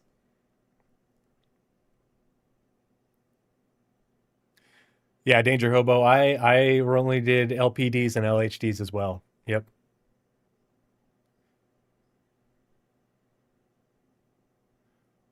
Well, Odin isn't Greek myth, though. These are Greek myth. For that model, as I proposed last year. That's the only part of my prediction that hasn't been wholly confirmed at this point, but it does seem pretty likely. There is a slight contradiction in the footage we saw. The Argus label appears to belong to the escort carrier, and it appears to be a cruiser that's destroyed. However, the voiceover says it's the Argus that's destroyed. Argus is down. Repeat. Argus is down. Just a little. The only thing, like, they also could be saying that the Argus, like the escort carrier, also could be going down at the same time as that cruiser, because it got moved up and forward. So I mean, they could have lost two capital ships like at the same time. How awful would that be? But I think he's right that it's probably just a misspoke. They need to change that. Minor detail I noticed. I will probably make some deeper dive videos into the Battle of Vega and updates to the naval uniforms in the coming days. So if that's something that interests you, please consider subscribing to my channel and checking out my videos from last year on the topic. I've been Jail, and thanks for watching. So yeah, we're not going to watch this one. It's about 10 minutes long, and this one is just on what we saw in the I Held the Line video, and so that's why I did the short update. But no forum rage on that wrong detail. Yeah, but we get an idea of how big the cruiser and the escort carrier are relative to the Bengal. And, based off the whole idea of Star Citizen being World War II in space, we can look a little bit at what a battlecruiser is. But before we do that, I have to run to the little boys' room. I got to use the head. I'll be right back. You guys don't move a muscle.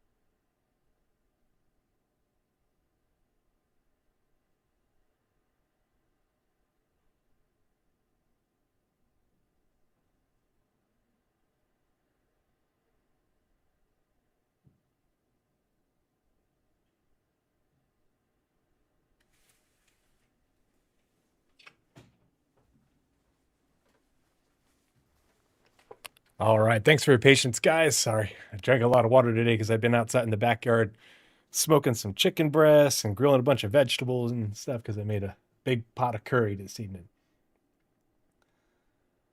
Okay. So where were we? Oh, yes. So sorry, this is white on white. The battlecruiser. So obviously, like, this is just a Wikipedia article, but the let's just read through this. The battlecruiser was a type of capital ship in the first half of the 20th century. These were similar in displacement, armament, and cost to battleships, but differed in form and balance of attributes. Battlecruisers typically had thinner armor to a varying degree and a somewhat lighter main gun battery than contemporary battleships, installed on a longer hull with much higher engine power in order to attain greater speeds.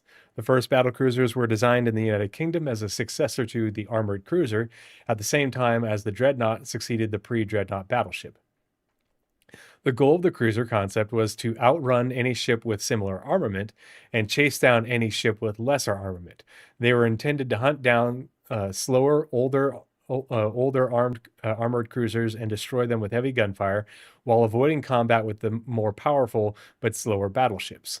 However, as more and more battlecruisers were built, they were increasingly used alongside the better protected battleships.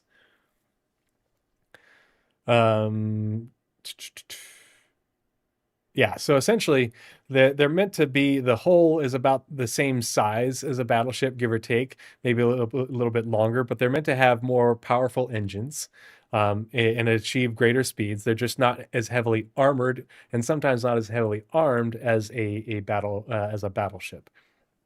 And we do know from a Lore Makers community questions that the UE currently doesn't have any battleship class ships in service. That was from several years ago. But given that CIG has often referenced World War II in space as being sort of the impetus for a lot of what goes into Star Citizen, we can kind of get the idea that a battlecruiser is a big ship, larger than a cruiser. And if you looked at the battlecruisers of the area and what went further into World War II, they were, lengthwise and tonnage, very big ships. Yeah. Good point, Jaded Cynic. If a battleship had 12 big guns, a battlecruiser would probably have 9. Yep. In order to be able to punch, not quite to that level, but to reduce the weight, the mass along with the armor, in order to be able to chase down smaller ships that they could take down with those guns. And then they went on to have battleships. Yeah.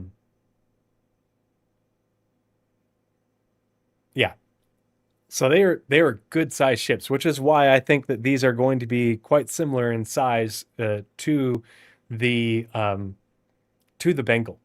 I think that they are going to be bigger than what we just saw of the cruiser in the I Held the Line and Squadron 42 gameplay reveal. If you think about how they're going to have a bigger armament than those cruisers and would be meant to be able to go as fast, they would be, likely be bigger, heavier, heavier armor, great, equal speed, maybe maneuverability, and bigger guns. The other thing to point out is that the UE Navy, this is from Lore Builder 13, way back when from CIG. These are the original designations that they used for in the UE. And they do use cruiser, battle cruiser, escort carrier, and fleet carrier.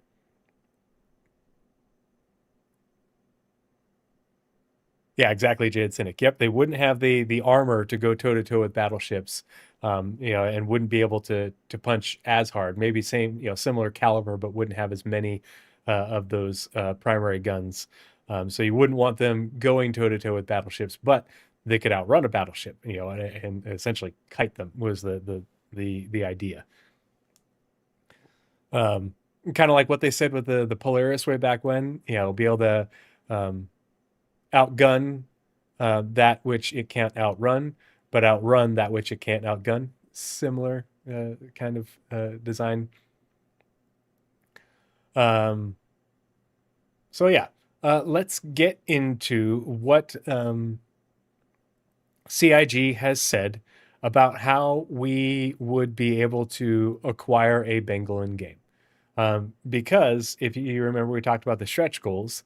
The Bengal is a flyable or playable. I always forget which adjective they use, but they're interchangeable. Hey, Norse Peak 07, thanks for joining us on YouTube.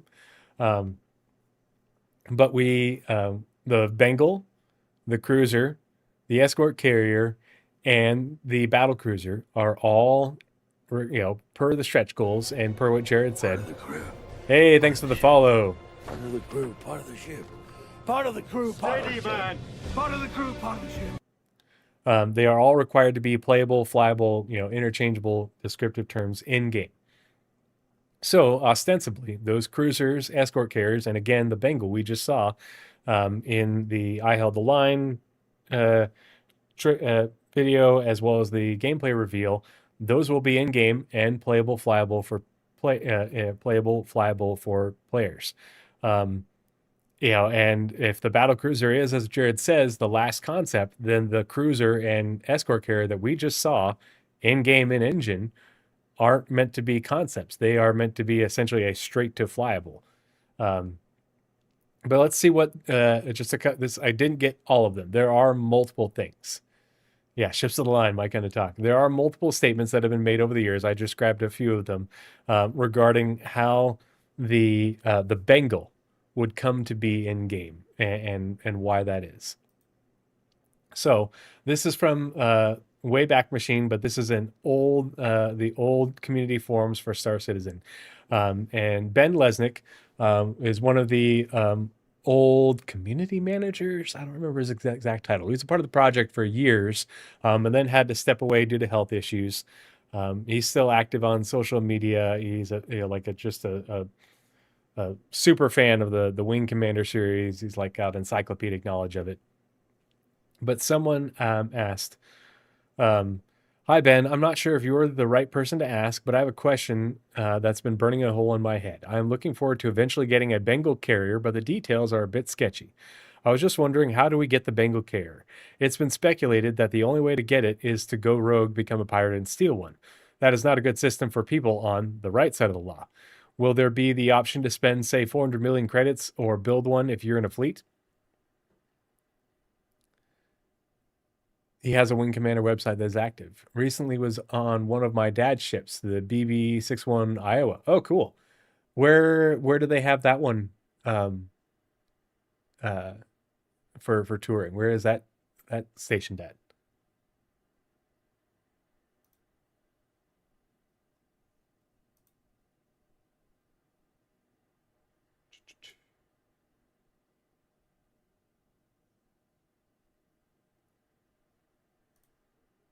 Sorry, just looking at something real quick. Yeah, only 400 million UEC. Give me 2. Yeah, exactly. So Ben says you'll never be able to build one for the same reason you can't build a nuclear supercarrier today. Even if you had the money, the government wouldn't let you.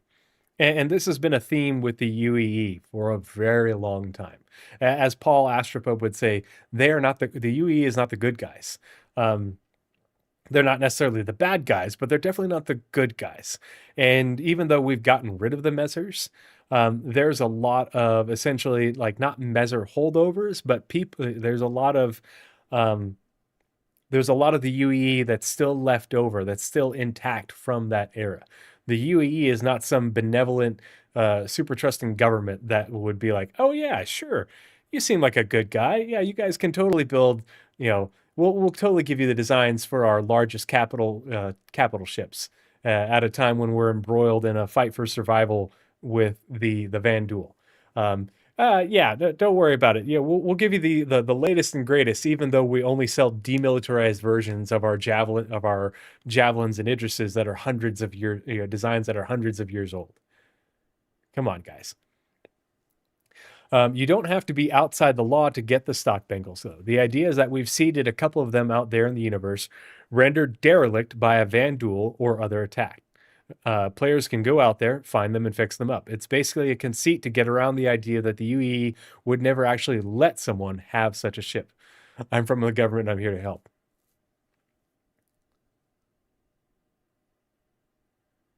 Yeah, well, in CEOs and people from different planetary governments, people from within the Senate and the stuff.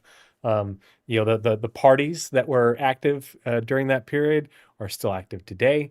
The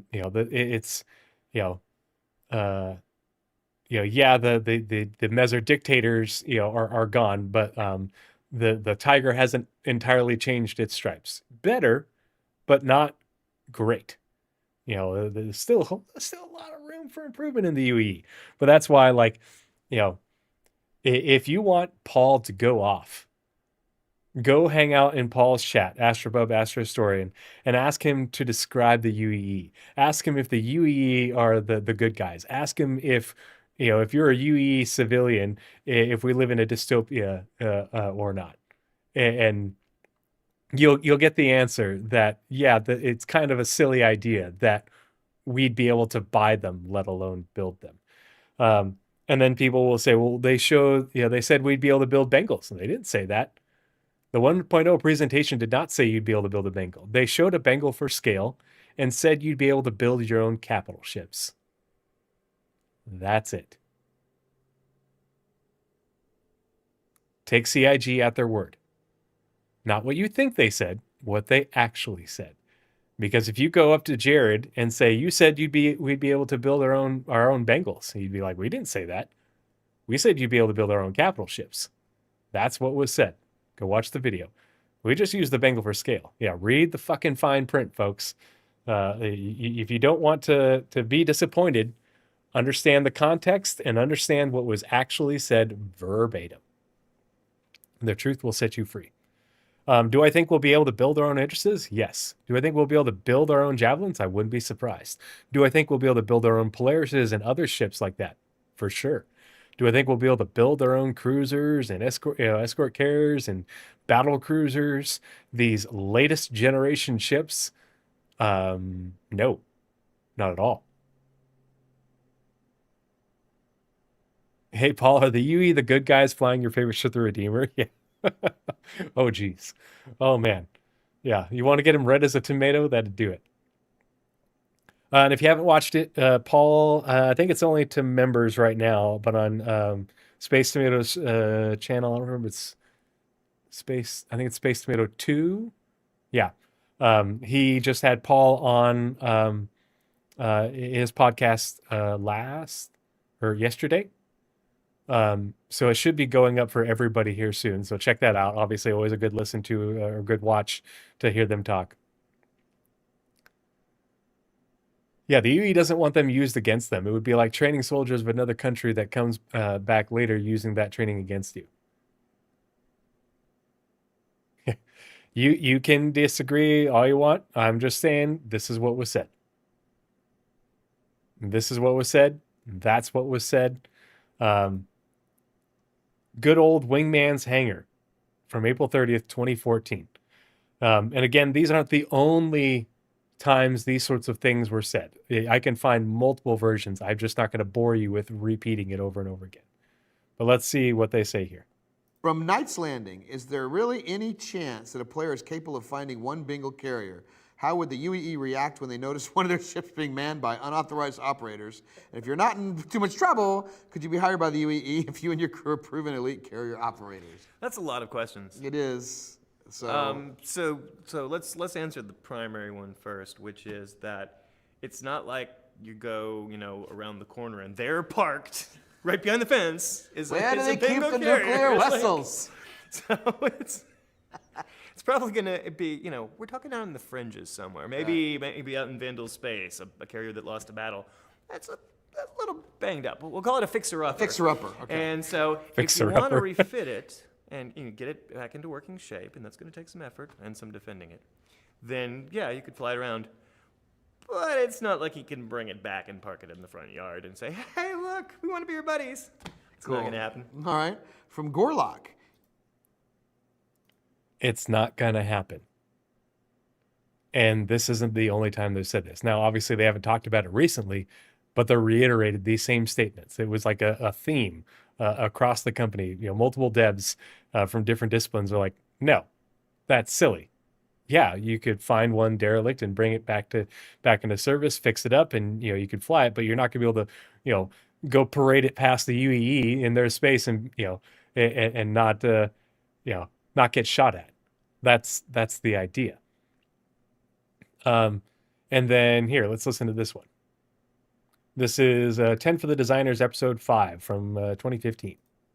Anyway, doesn't matter. It had been mentioned that Bengal carriers are available to civilians only for taking by force or as wrecks for fixing up.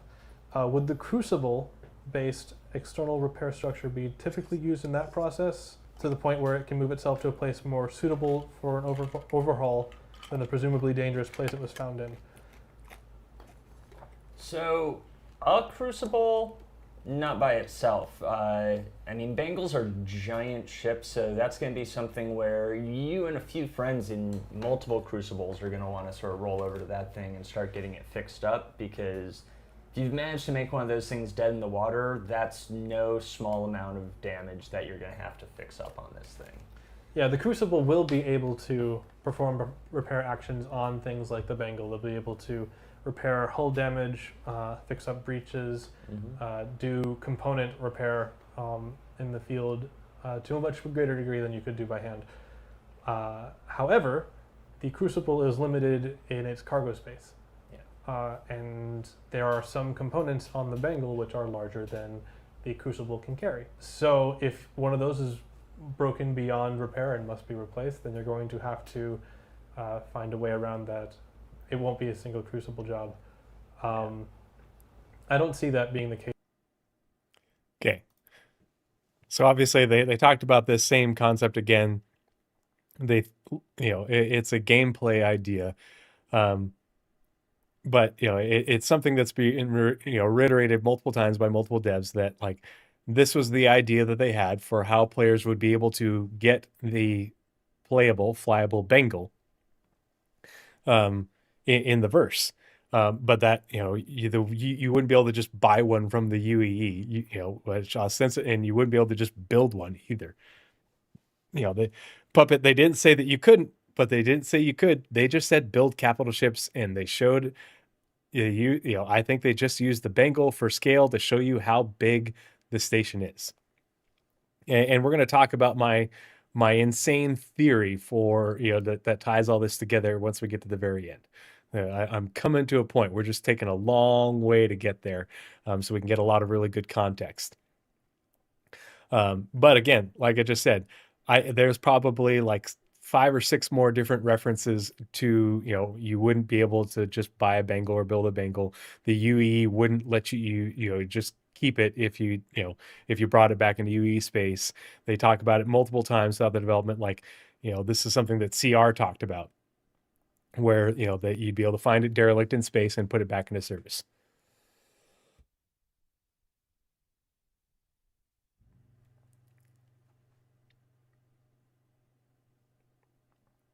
Northpeak says, I can speak to the legality of building and operating your own supercarrier in real life. I was in Washington on a trip when a reporter asked a senator a question on the stairs of the Capitol building.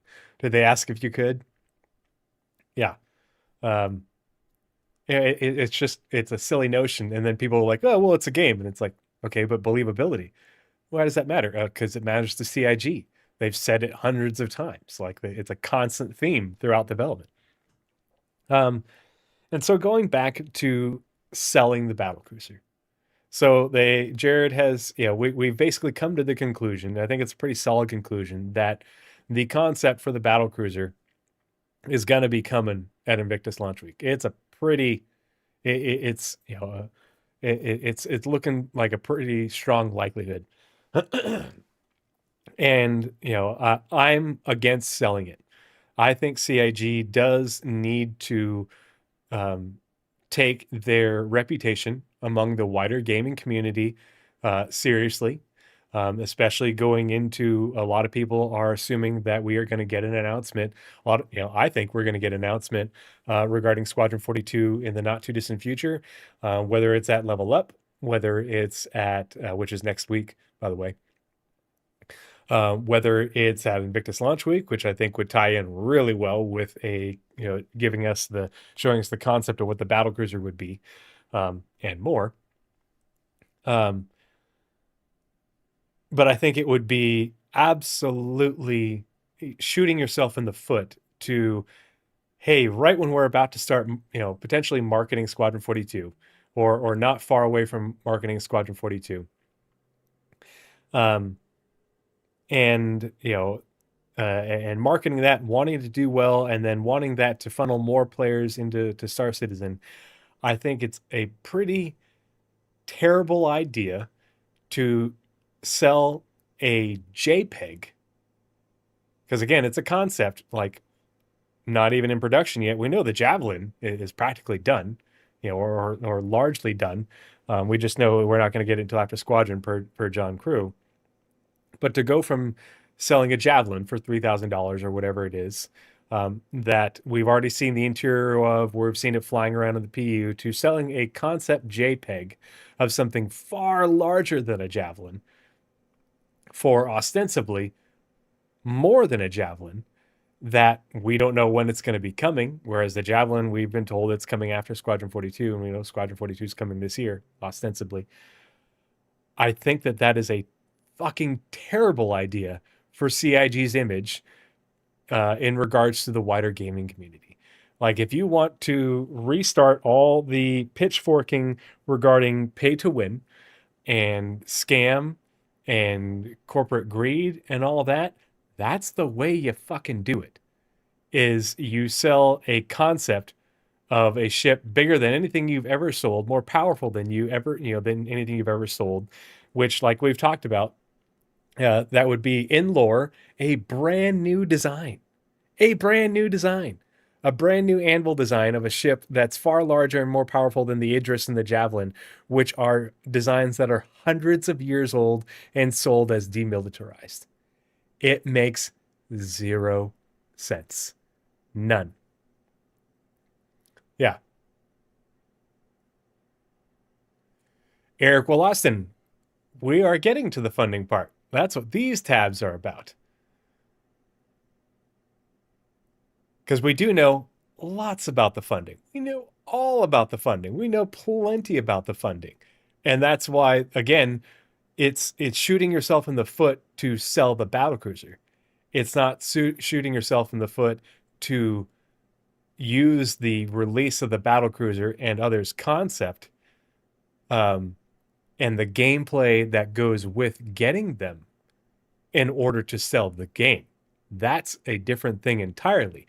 Kind of like the 1.0 presentation where they showed us, hey, we're going to have base building, and with base building, we're going to be able to build space stations and such, and everything that comes with.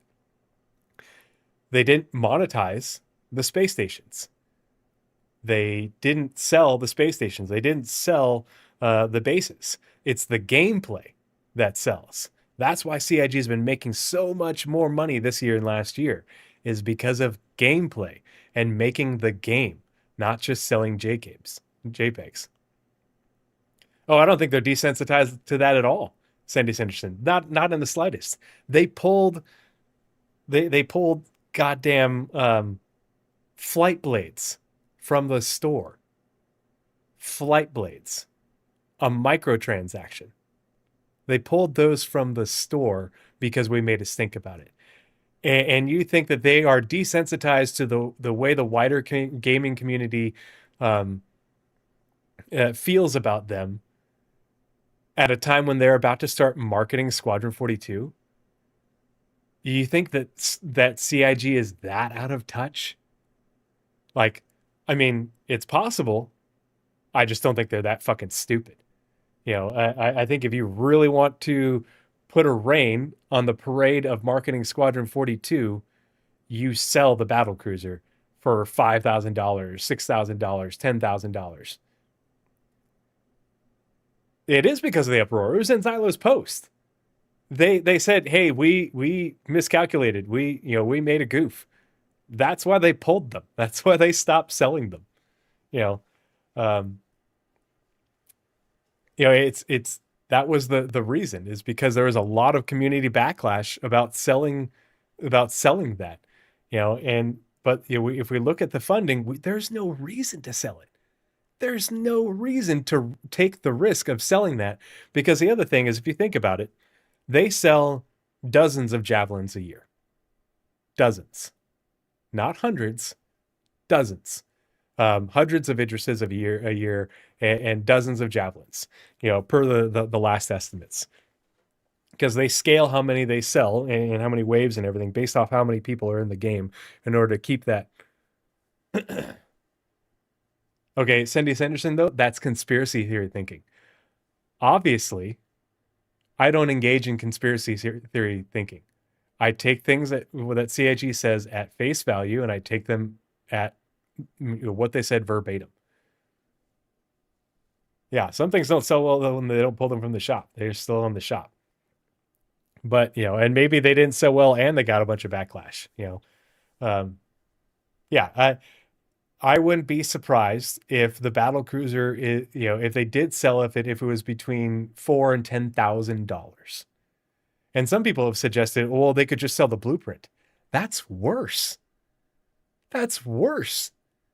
Now, selling a blueprint, which, maybe they sell it for hundreds, maybe they sell it for thousands, who knows? But you're selling not even a JPEG of a ship, you're selling a JPEG of a blueprint that you wouldn't be able to build until you somehow build a space station that big and everything that goes with it.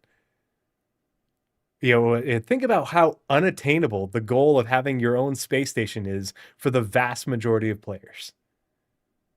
But you sell the blueprint. Yeah. But Eve, like anybody, it's it's different, for Eve, that's the absolute ludicrousness of selling the Battlecruiser, both in terms of the timing of how big it is relative to the other capital ships that they do sell, and what they've said regarding how we'd be able to obtain a Javelin in game, what they've said, a Bengal in game, what they've said about, how the UE would feel about us having a Bengal, which is a similar ship in terms of size and scope based off of what we know regarding the cruiser, escort carrier, and what battlecruisers are. Yeah, I agree. Blueprints should never be for sale in the pledge store. Absolutely not. I think I don't think they'll ever stop selling ships. I think that they will shift. I think their goal is to shift how much of the funding comes from selling ships to selling microtransactions, things for cosmetics. Fashion citizen, and not just fashion citizen, but interior decorator citizen. That's the true monetization of Star Citizen. No other game will have the opportunity for ownership that we will have in Star Citizen, from, fashion citizen for your character, decorating your ship, decorating your hangar, decorating your hab, your apartment, your base, your space station, anything else they come up with, all of that. That is how you monetize Star Citizen and make far more money than you do selling ships. That's how you make way more money in other MMOs. But let's look at the funding. Let's look at how ridiculous the idea of, well, they need to sell the Battlecruiser. They need to sell a few dozen Battlecruisers at $6,000, $10,000 a pop to make a few $100,000. Or maybe up to $1 million on just selling the Battlecruisers. Let's look at how ridiculous the notion is that CIG needs to do that. So, in 2023, let's see, 222. So this is the last financial report we have from CIG on their website, but we do have 2024's financials due to the audit that went down in the UK. So in 2023, their total, we'll scroll up here to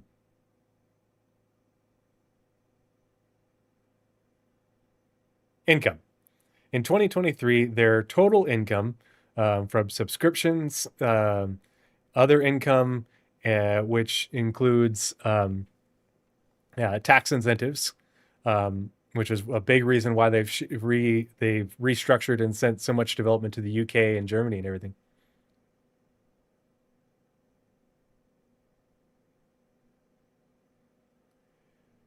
Selling ships is what CIG does to fund the game. But selling ships like we have before and selling the Battlecruiser are entirely different things. It is not remotely comparable. That's why we went through all these other tabs beforehand. Selling the Battlecruiser isn't like selling a Javelin. Selling the Battlecruiser isn't like selling an Idris. It's not the same. It has worse ramifications because of how expensive it would be.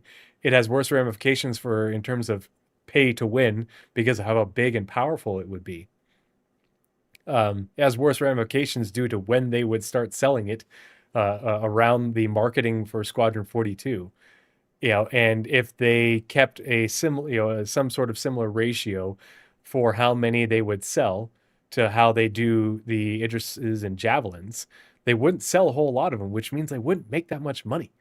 And right now, CIG is making a fuck ton of money, tons of money. And it's not by selling more bigger ships. It's by building the game and having more people playing the game.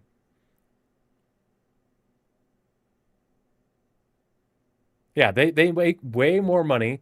And that's how this is. Sandy Sanders, you make a good point. This is consumer economics and consumer psychology 101. You make more money selling more things to more people cheaply than selling expensive things to fewer people. That's why, like, the price of big screen TVs and everything has gone down. The cost of consumer electronics relative to to income and adjusted for inflation has gone down so much. Why everybody has them, because you make more money selling those things to more people than having them be a niche thing. CIG makes way more money over the year selling smaller ships than they do on the big ships to whales. Yeah, the better the game is, the more money they make, and they've proven that over the last several years, but especially over the last year plus. But so this is 2023. 2023, obviously, the sales pledges was 119 million, but then they also had 17 million in other income and 6.5 million in sub money, for a total of 142 million dollars in total income in 2023. But in 2023, their total trading cost was also 163 million, so they're 20 million in the red. But part of what they spent was previous year's profits that they had accrued, as well as part of the trading costs is the cost for CitizenCon and the significant increase in the publishing costs, which is publishing a platform, which is how much it costs CIG in server operations to host the game. So they say in this report, a big reason that this number went up was a 33%, I think, increase in the marketing, CitizenCon, which is a big part of it, 2023, the first one we had in person in years, as well as their platform costs. They had a huge jump in 2023 in new players, a big, massive jump. We'll look at that in the CCU game thing here in a second. And that increase in the number of players means your platform costs, the costs to host the game on AWS and so on, go up hand in hand. And until we get dynamic server meshing, those costs will continue to go up, correlating with the number of new players. Yes, Eric Williston, they do get a tax credit. That is attributed right here in other income incentives. So the tax incentives is up here. That's why they've been growing the Manchester studio, why the Manchester studio is the bulk of the company, because they get massive tax credits for it. And that you can see that in this financial report as well. But so they ran into the red in 2023, but it was an investment in terms of the marketing of CitizenCon, as well as the correlation in the increase. Look at the increase in their publishing and marketing right here. It went up $10 million. And then other dev costs. Part of this is one-time charges because of the acquisition of Turbulent right here. And so in 2024, we can't get the exact amount of how much their total operating cost was in 2024. But we do know that in 2024, they went through the big restructuring. You can see in their report here, this is from the audit, that their costs in terms of wages went down as part of the restructuring, that they got more in terms of the tax incentives in 2024 than they did in 2023. And the total headcount actually went down across the company, but it went up in Manchester, which meant bigger tax incentives. And so in 2024 compared to 2023, they actually ran a significant profit. And we don't know the exact amount in dollars, and we can't necessarily attribute how much this is because we also have to take into account the non-UK studios and stuff. But they had a profit of several $1 million American, upwards of nearly $10 million American in 2024. And the studio has grown a little bit since then. The CIG has grown a little bit since then. Long-term owning Turbulent is great for them because instead of paying for them via contracted dev costs, having them in-house is much more cost-effective. It allowed them to restructure, move some development and platform stuff to Turbulent, which is more cost-effective to have that in Montreal than it is to have it in Austin. But they instead of going into the red, now they did go into the red. Right here, they did go into the red in 2023, but they were significantly in the black in 2020, in 2021, in 2022, and so they spent some of that money that was in the black, as well as some of their investment, which is earmarked for platform costs and marketing, which is the cost of hosting the game and things like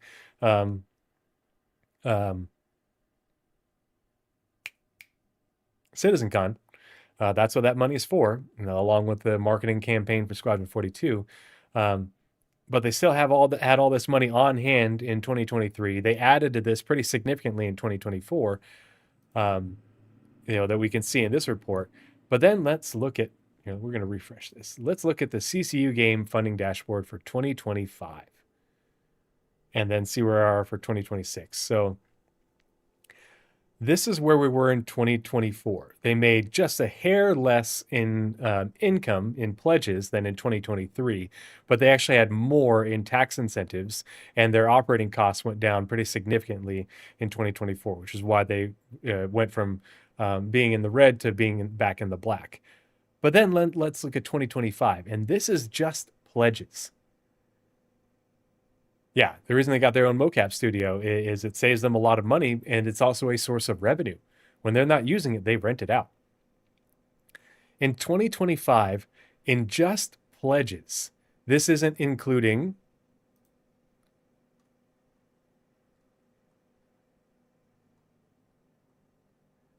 so in 2023, they had 119 million in pledges, but then they had an additional 23 million in other income.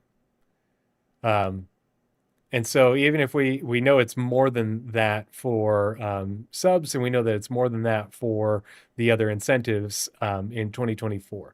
So let's say it was 23, let's say just conservatively, it was 25 million in other income in 2024, and so that puts them over $140 million in total revenue in 2024, and they had a profit of several million, up, nearly $10 million. But then you get 155 million in 2025 because the game is in such a better state. Not from selling more big ships to whales, selling more smaller ships to more people. 155 million. Let's say they get another, let's say conservatively 20, just 20 million in incentives and sub money. 20 to 25 million. We're looking at total income of 175 to 180 million dollars. Over previously in 2023, their total was 140. We're looking at $40 million more income with less operating costs. If they had a profit at a similar level of income to 2023 in 2024, but only slightly grew the studio, you're looking at a profit in the tens of millions of dollars. Tens of millions of dollars last year. Not single-digit millions, tens of millions, because they only grew the company by a little bit. They made multiple references that, the studio is about 1,000 some odd people. So if they made a profit of 30 plus million, maybe even 40 plus million dollars last year, and they are on track to beat last year already this year, we're well ahead. This is April, and we're at the 18th of April. This is April last year, and then this is Invictus launch. This is May Invictus launch week. the idea that we, will grossly exceed last year, not even counting Squadron 42 sales, is just insane. Like absolute absurd amounts of money. And you know that a bunch of this money that they had here went right back into replacing that investment money that was spent in order to increase their marketing budget for Squadron 42, etc. So CIG is not hurting for money in any way, shape, or form. Yeah. PUBG Mobile making billions is insane. Yeah, well, and look at things like Fortnite and all that sort of stuff. And all that stuff is just fucking cosmetics. Like, that's where the real money's at. That's why CIG needs to finish the game, is so they can start making real money on microtransactions, not this much on macrotransactions. But that's just insane. And so the idea that, well, they need to sell the Battlecruiser in order to fund the game, in order to fund Squadron 42, is an absolute farce. They don't. And it would, especially if you subscribe to the idea like I do, that it would hurt their marketing campaign for Squadron 42, which they want to do well, because they do. Like, the premise absolutely falls apart completely. If you follow Space Tomato, and if you don't, shame on you already. But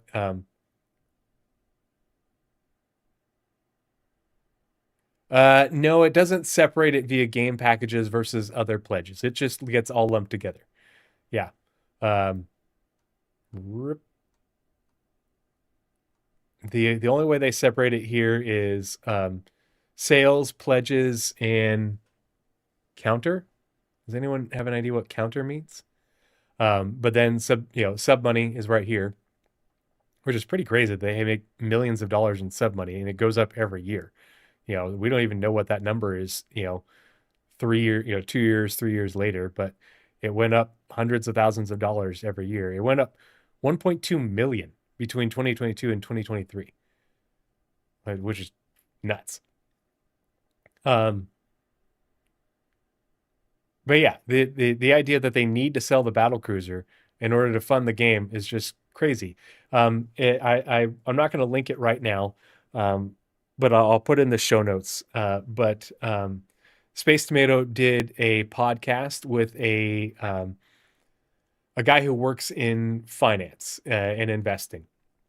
And then he did a follow-up video breaking that down, because people have been concerned after reading this that CIG, that the investors are going to pull their money. Yeah, Citizen Skylark, thank you so much, Lee Prisoner.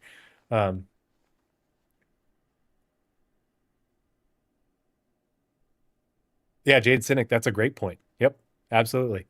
But in this, it does say that the investors do have a window that started this year and goes to the end of September where they could pull out some of their money. But the reality and what's in this document, if you read it, is the investors could only pull out what CIG would make in a profit over the year if they pulled it out, and so they wouldn't be able to pull that money out. If they did, they would only be able to take from profit last year. So yeah, some games spending close to that same making game.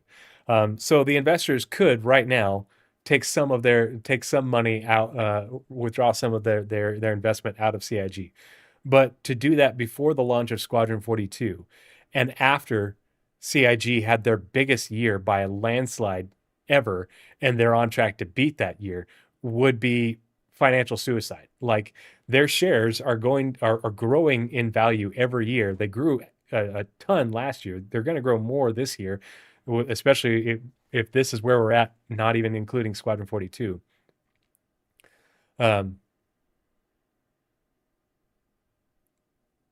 Yeah, they can't pull out their entire investment. They can withdraw a portion of their investment at the current valuation.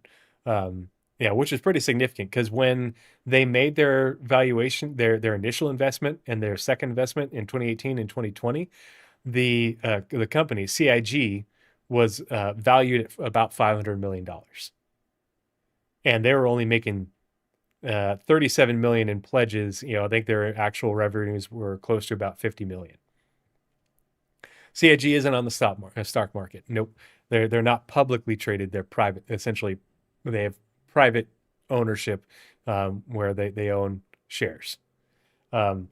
The private investors are headed by the Calder family, but it's actually a conglomerate. There are several other groups that represent other investors, but the Calders are the lion's share.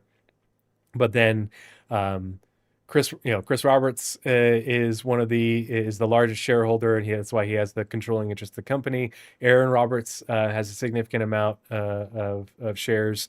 Benoit, and I forget who the CEO over at Turbulent was when they CIG didn't buy Turbulent. They did a stock exchange.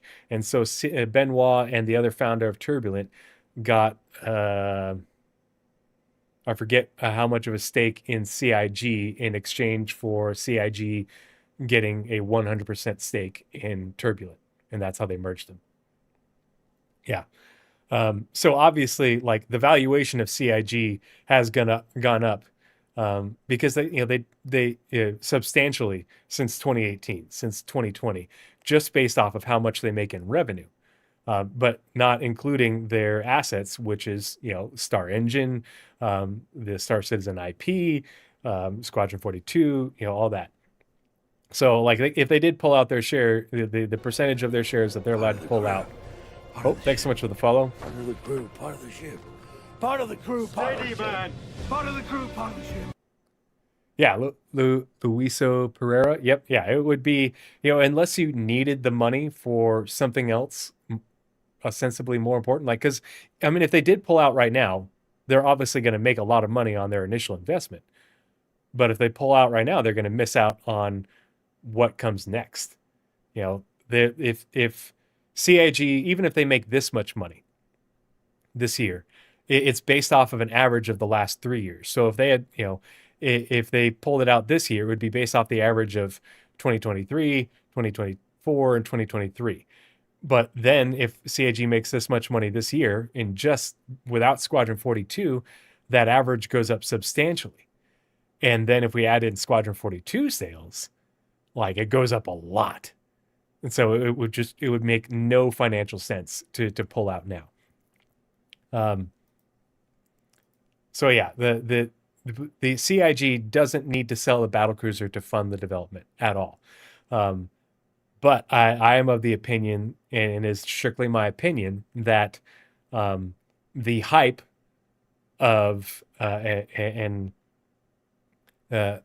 actually we'll just get right into it. And I grabbed a few links, and obviously, like, you could find a bunch of hit pieces in no time flat for Star Citizen. Everybody knows Kotaku loves to slam Star Citizen. This is from Unilad Tech, but this is only May of last year, where they wrote this article, with a whole bunch of Reddit comments and stuff about Star Citizen being a scam, blah, blah, blah. Kotaku does... that is a horribly optimized website. Kotaku does their hit pieces... Oops, I didn't mean to do that. Kotaku does their hit pieces on a regular basis. Star Citizen's Everything Pack costs $48,000. Star Citizen has had a week to forget. Star Citizen's now raised over $500 million. There's another one. The wider gaming community loves to hate on Star Citizen and CIG. And I know a lot of us within the community have become numb to it, but the wider gaming community has not at all. And more people get brought over every year. But if you want to really successfully market Squadron 42, you don't sell a many thousands of dollar JPEG, who knows when it's ever going to be in game, at the same time that you're trying to market your single player game that's been in development for like a 14 years, essentially. You don't bring a lot more people into Star Citizen and buy starter packages and everything and make far more money doing that by by marketing what people call a pay to win of selling this giant JPEG, a freaking new age, not old Idris or Javelin, but new age cruiser. Let's look at we can look at citizen increase. So the biggest citizen increase was in 2022. We set big numbers and number of citizens during the pandemic, and then it tapered off a little bit into 2023, 2024, but then it jumped back up in 2025. Huge increase, over 700,000. Increase, nearly 250,000 increase. And look at where we are in terms of new citizens over 2025, over 2024, over 2023. We are on track to have more new citizens than the record year of 2022. And it is not due to selling, pay to win, and I say that with the utmost jest because we know it's not pay to win, but the outside gaming community doesn't understand that. You don't make more money for CIG. You don't bring more people into the game, which makes more money for CIG, by selling massive capital ships.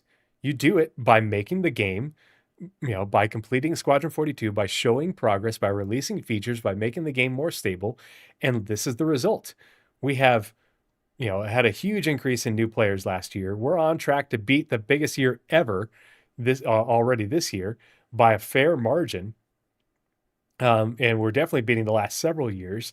We're on track to our pledges, just that one source of income is already on track to beat last year by a lot. And that's not even including Squadron 42. So what would be the upside of selling the Battlecruiser? There isn't.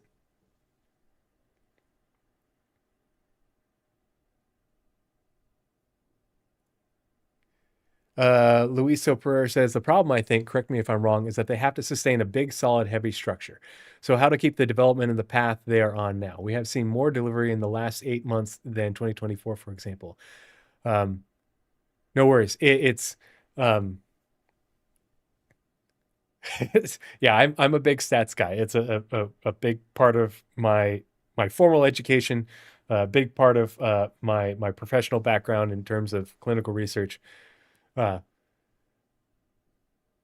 Luiso Pereira. It is so, and that's one reason why 2024 returned to profitability is they did restructure quite a bit. There were some layoffs. They laid off people in the U.S. I'm not buying the Battlecruiser now.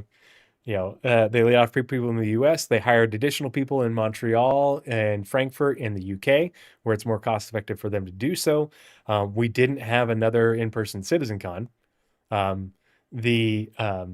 We don't know how much the platform costs are right now. It obviously, based off the number of new citizens, it continues to go up because hosting the game for more people makes that number go up. But we have static server meshing coming in.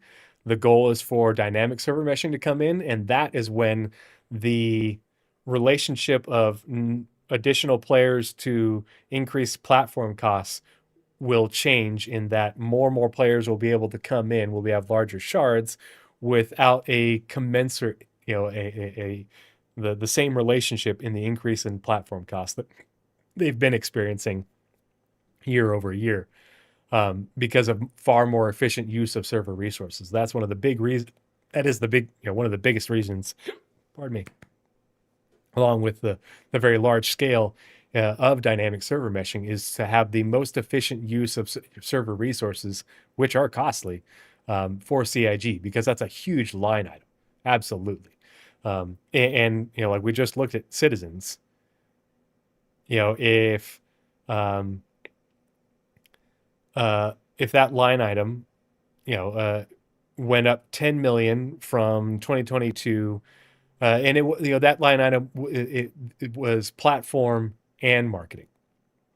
So part of that 10 million increase is CitizenCon. Part of that is increased platform costs due to adding, 2/3 of a million additional citizens in 2023. And then we added nearly 500,000 citizens in 2024, but we didn't have a CitizenCon. So that platform costs, probably went up an additional several $1,000,000. But then we added 700,000 last year, and we're really hitting big numbers this year. And so that's why it's important for them to get dynamic server meshing out so they can start being more efficient in terms of the relationship of players to server costs.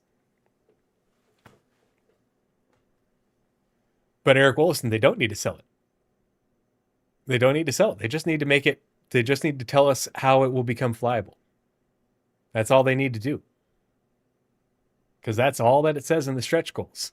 Flyable, playable for the Battlecruiser, the Cruiser, the Escort Carrier, and the Bengal.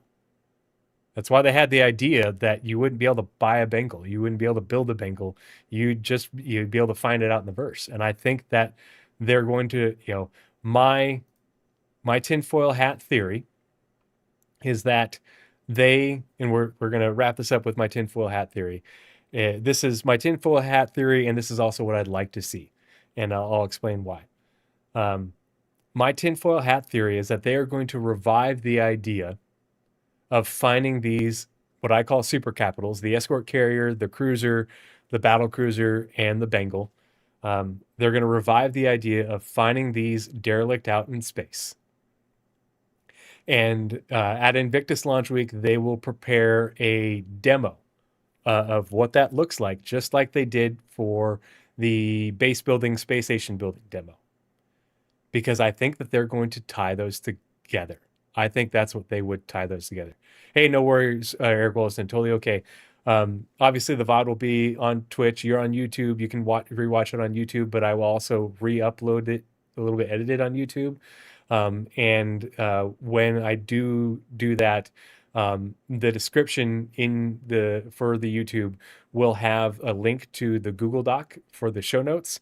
And all of these links will be there. And for the videos, they will be links with the appropriate timestamps. So, whatever you missed, you can go back and review for yourself. If you want to share it with your friends, by all means. If you want to talk more about it, hop in the Discord. My Discord invite should be linked on the YouTube. It should still work.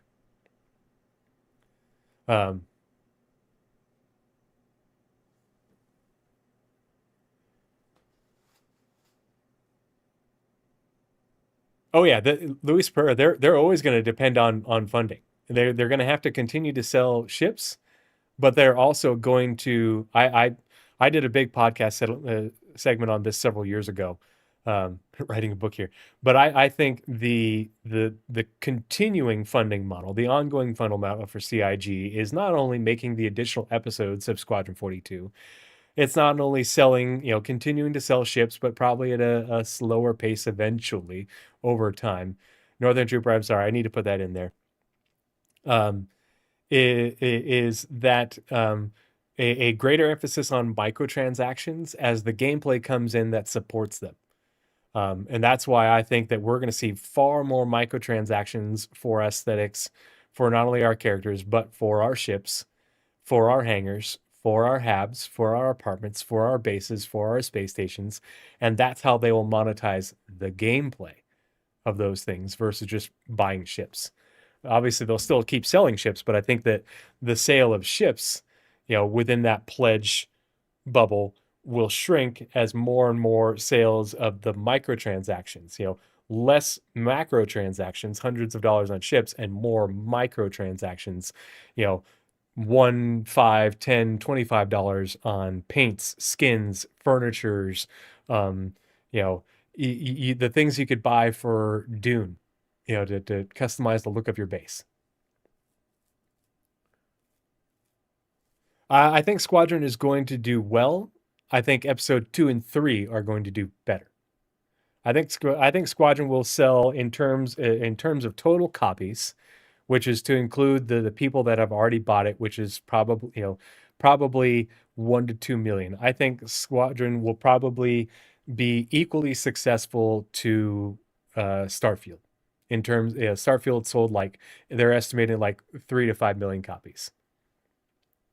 But if they sell 3 to 5 million, an additional, 2 to 3 million copies this year, or over the first year of sales, at $60 a pop, that's 120 to 180 million dollars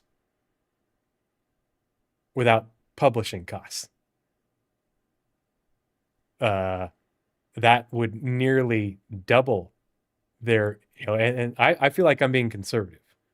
I don't know. You guys tell me what you guys, but I think a 2 to 3 million additional copies sold in the first year is probably a reasonable estimate, and that would literally double CIG's already record revenue. That will pay for, that will, if the investors then want to withdraw their money, they can withdraw it, and CIG will still have a fuck ton of money left over. But that's what will help fund the development of episode 2 and episode 3. And I think those will be kind of like how Mass Effect was. Mass Effect 2 and Mass Effect 3 both sold more with each episode because the following for the game grew, and the game itself got better and better. They're going to spend a lot of money on marketing, but they also have like $50+ million from that original investment, if not have fully recouped that original investment that was earmarked for marketing. That's what that was for. Yeah. Oh, it would do. Yeah, they could all pull out at once, and then some. But the other thing is, if they don't pull out at this current window, they can't pull out again until 2029 is the next window when they can start pulling out their investments. Now, what they can do, and they have been deferring, is they have not been taking their dividend payments. And that's what we don't know, is if they have started, or when they're going to start taking dividend payments on CIG's profits. Because they stopped doing that in like 2020, I think it was. They only took dividends for like a year or two. But so going back to what I think, my tinfoil hat theory of what they'll do with the Battlecruiser. I think the Battlecruiser will come out as a concept at Invictus Launch Week. And I think they'll have a concept comm link telling us all about it with some really cool images, maybe even some like white box video. Think about how they marketed the Ironclad, with the sort of moving images and the sounds and stuff. It was really cool, and everybody's super hyped for the Ironclad, like myself included. Oh yeah, no, Louis. So, the amount of I'm a veteran original backer since 2013. And the amount of time, the amount of entertainment I've gotten from not only playing the game, which is, I have more hours playing Star Citizen than I do any other game. But the amount of time that I've spent just following the project because I find it entertaining, I have absolutely gotten more bang for my buck than any other hobby I could ever have, by far. And I play a lot of games. I've gotten more bang for my buck than the majority of games that I have bought ever, even with buying games, at much cheaper prices. I don't know of a way to track SC hours, especially that wouldn't go all the way back to when the first Hangar module came out. But I've also got a lot of money in the project because I've been, my spending has tailed off a lot in the last several years because I've got a family and kids now, and I've got a lot of ships. But I've been a $20 whatever it is subscriber since the subscriber program started. It's worth it to me. I love following the project. I love playing the game. I play it every week, still, even as a full-time dad, even when I was still working full-time and a full-time dad. That's a lot of AFK. Wow. So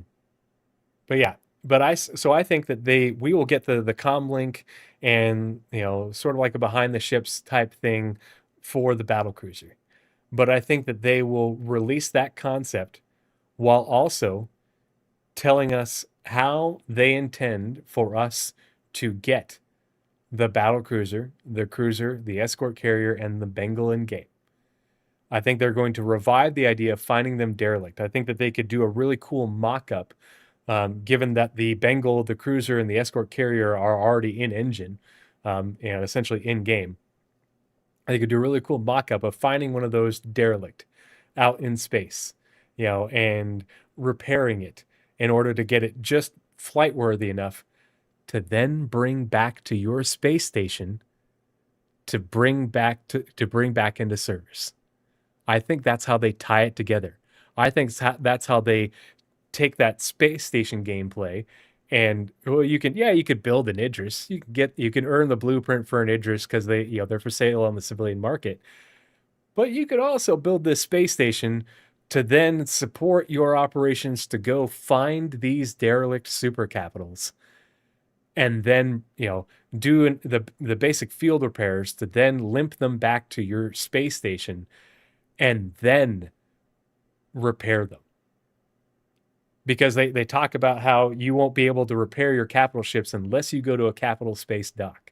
Well, obviously, we won't be able to fully repair these super capital ships, like they talked about the Bengal, out in the field with a crucible. That ship has sailed. Yeah, I hope I'm right. But again, this is just theory crafting. This is, again, just me tinfoil hatting based off of what we've talked about already. But if you remember, if you go back to watching that 1.0, the space station, video, and how much hype that got in your chest and what that made you feel, imagine what that would do for Invictus Launch Week funding.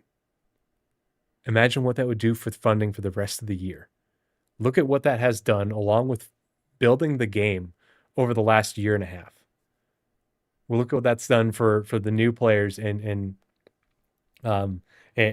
sales and funding for CIG. Look at what that would do in terms of bringing eyes to Squadron 42's marketing campaign and getting people to buy Squadron 42. Think about that as the ultimate or gameplay goal. Like, we thought that building your own space station was the ultimate gameplay goal, but what if it gets bigger than that?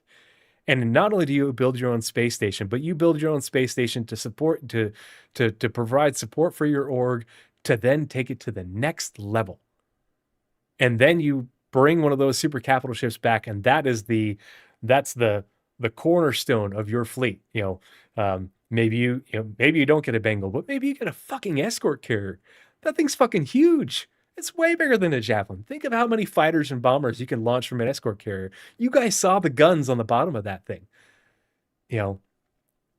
Think about what your org could do if you could recover one of those things, repair it at your space station, and then support it via your space station. You take it out into battle in order to do whatever, to support your operations, to get the shield tech for a planet that you have a base on, to get the really high value resources, and you're able to field that along with your Idrises and your Javelins that you guys can build.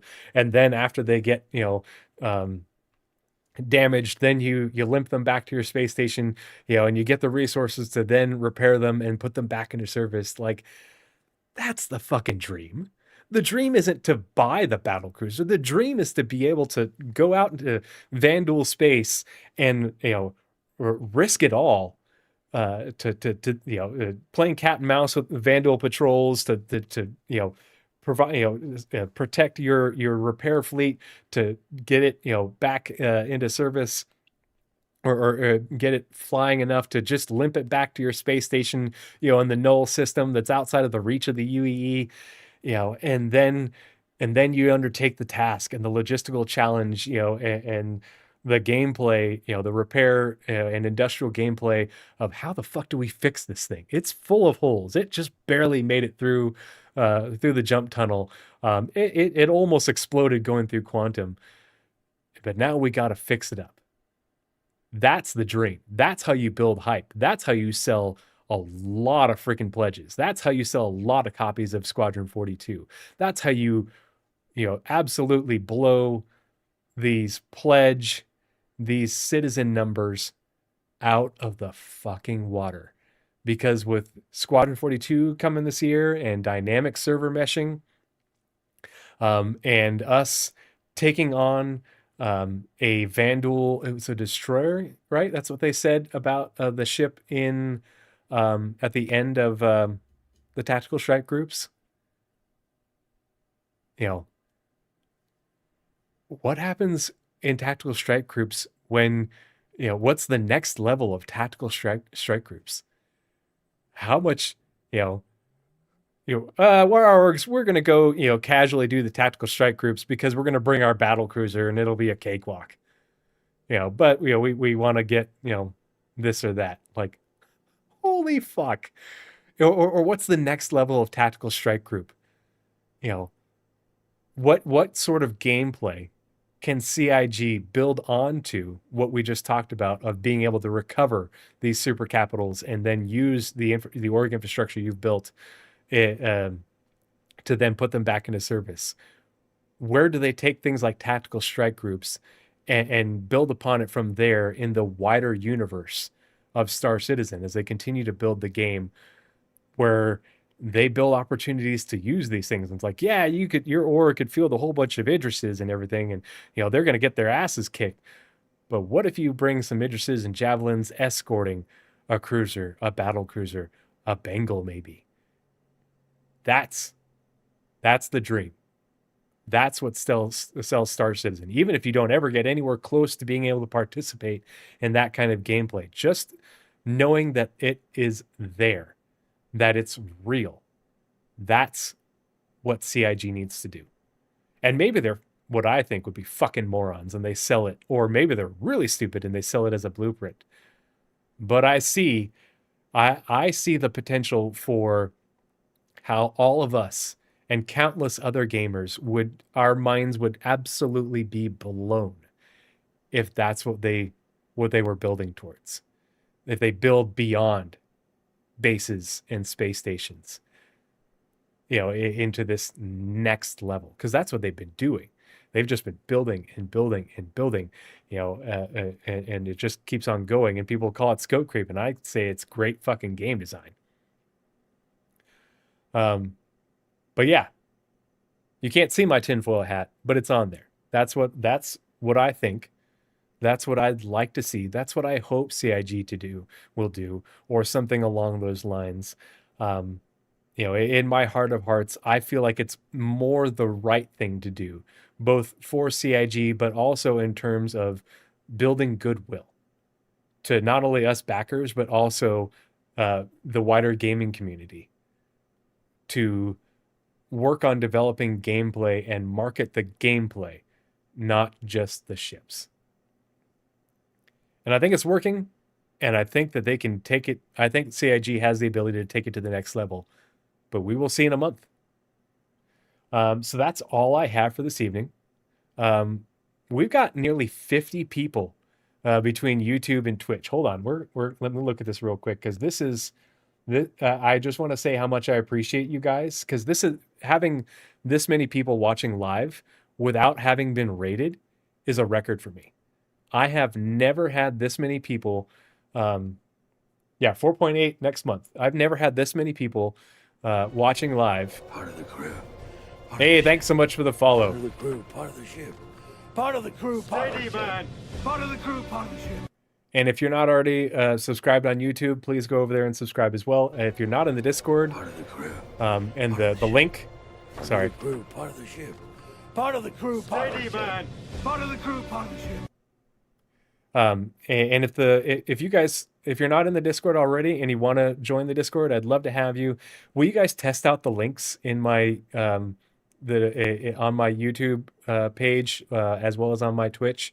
I think they still work. They've worked recently. I just want to make sure they're up to date, because the Discord, it's an open invite. There's no you have to get a new invite or anything. I will put a command into the stream alerts eventually. But let's see if hold on. We'll just go to view my channel. So if you view my channel, and you go right here, view all links. There's the link to the Discord. There's the link to the Twitch. Here's my Twitter. I also need to add my Blue Sky on there because I recently started using that just for SC. I only do SC on Twitter and Blue Sky. It's really just mostly follow other content creators and the developers. But that link is right there, and I'm pretty sure it should still work. And then on Twitch, hold on.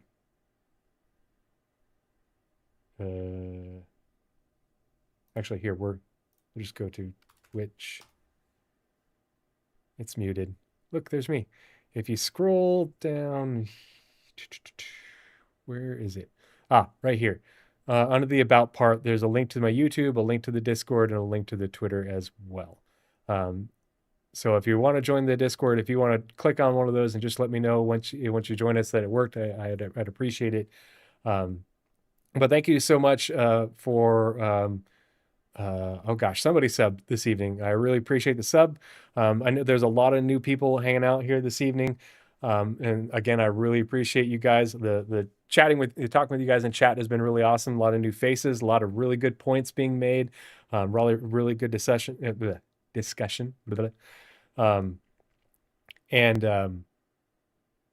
Oh gosh, lost my train of thought. Discord lane worked. Awesome. Thanks so much. Oh gosh, what was I going to say? Oh yeah. We did get, because there are a bunch of you guys, I got to make one last plug at the end. I stream for charity. I keep no money, monetization for myself. Any money that I make off of YouTube, whether it's from YouTube or Twitch, whether it's from ads, or subs or whatever it's called on YouTube. I don't even have any of that on YouTube. I just started streaming to YouTube. So just the ad revenue, all that I donate to StackUp. If you want to learn more about StackUp, put !charity in chat or !StackUp in chat, and you can donate directly to StackUp via my Tiltify link, and check out their page. I am a veteran. I'm a former infantry Marine. That's the 0311 part. And I'm a current Army National Guard flight paramedic. I have PTSD, and this is my therapy. You guys are my unpaid therapists. Thank you for your service. But that's what StackUp does, is they connect veterans like me and members of the military with video games and gaming communities to combat the effects of PTSD and being deployed or stationed overseas and away from your friends and family and your support groups. I believe in that mission, obviously, because I'm partaking in it, and this is how I stay mentally and psychologically healthy and well regulated and balanced. I see a therapist too, but this is what works for me, and I think it'll work for a lot of other people like me. And so I support their mission. We are your therapist. Maybe we should get your money back. Well, you guys are free. It's a great fucking deal. Yeah. But so if you're interested in supporting that just by being here and hanging out with me, or if you come and, come and join me when I play, in the evenings. I try to almost never play by myself. So I always post the events in my Discord. So if you're looking for a group to play with, I always make, hey, this is what I'm thinking about doing, at this time, come join me. And I can usually, gather together a group of, anywhere from 4 to 10 people.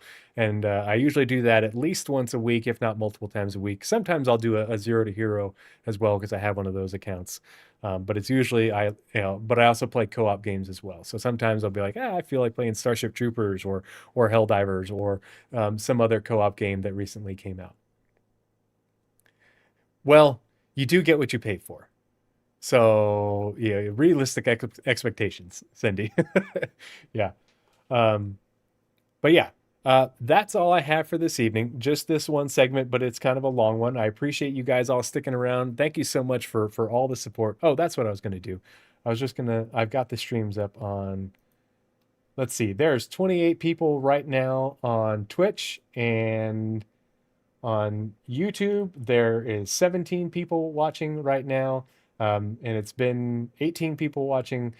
So this is a record for me. For most people watching the podcast, watching the stream without having been rated by another content creator. So thanks again so much for all the support. We are going to find someone to raid on Twitch. I don't even know if that's a thing on YouTube. This is only my second time streaming to YouTube, so I've got a lot to learn. But if you're watching on Twitch, we're going to find someone to raid. I always make it a point to pay it forward and send the love. So let's find someone to raid. Who's playing Star Citizen right now? Anyone I know? Ooh, Meathead Militia's playing. They're a good dude. Oh, they're playing Windrose. Ooh, with drops enabled. Darth Wookie. Does anyone have any suggestions before I pick someone of who we should raid, who we should show some support for?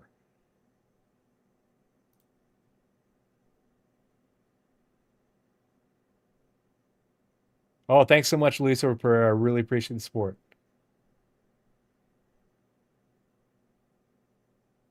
Peanut Rust server? Yeah, 100. This is the 100th episode. Thanks again, Sandy. Really appreciate it. All right, we'll just, whoops. Let's pick someone to raid.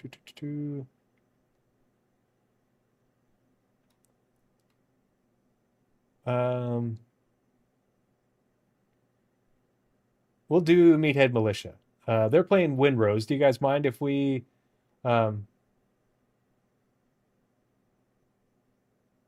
I don't know what Peanut Rust is. What's that?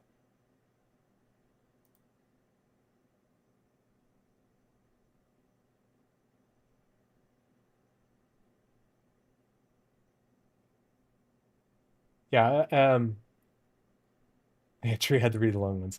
If you guys don't mind, we're gonna raid Meathead Militia. I've raided them when they were playing Star Citizen. Good person, and they are playing Windrose. I don't know if you guys have seen Windrose. I haven't had a chance to try it out, but it's a Age of Sail piracy MMO RPG that has a lot of potential. Looks really cool. So let's go, and he's got drops enabled. So let's do that. So let's go ahead and start the raid now.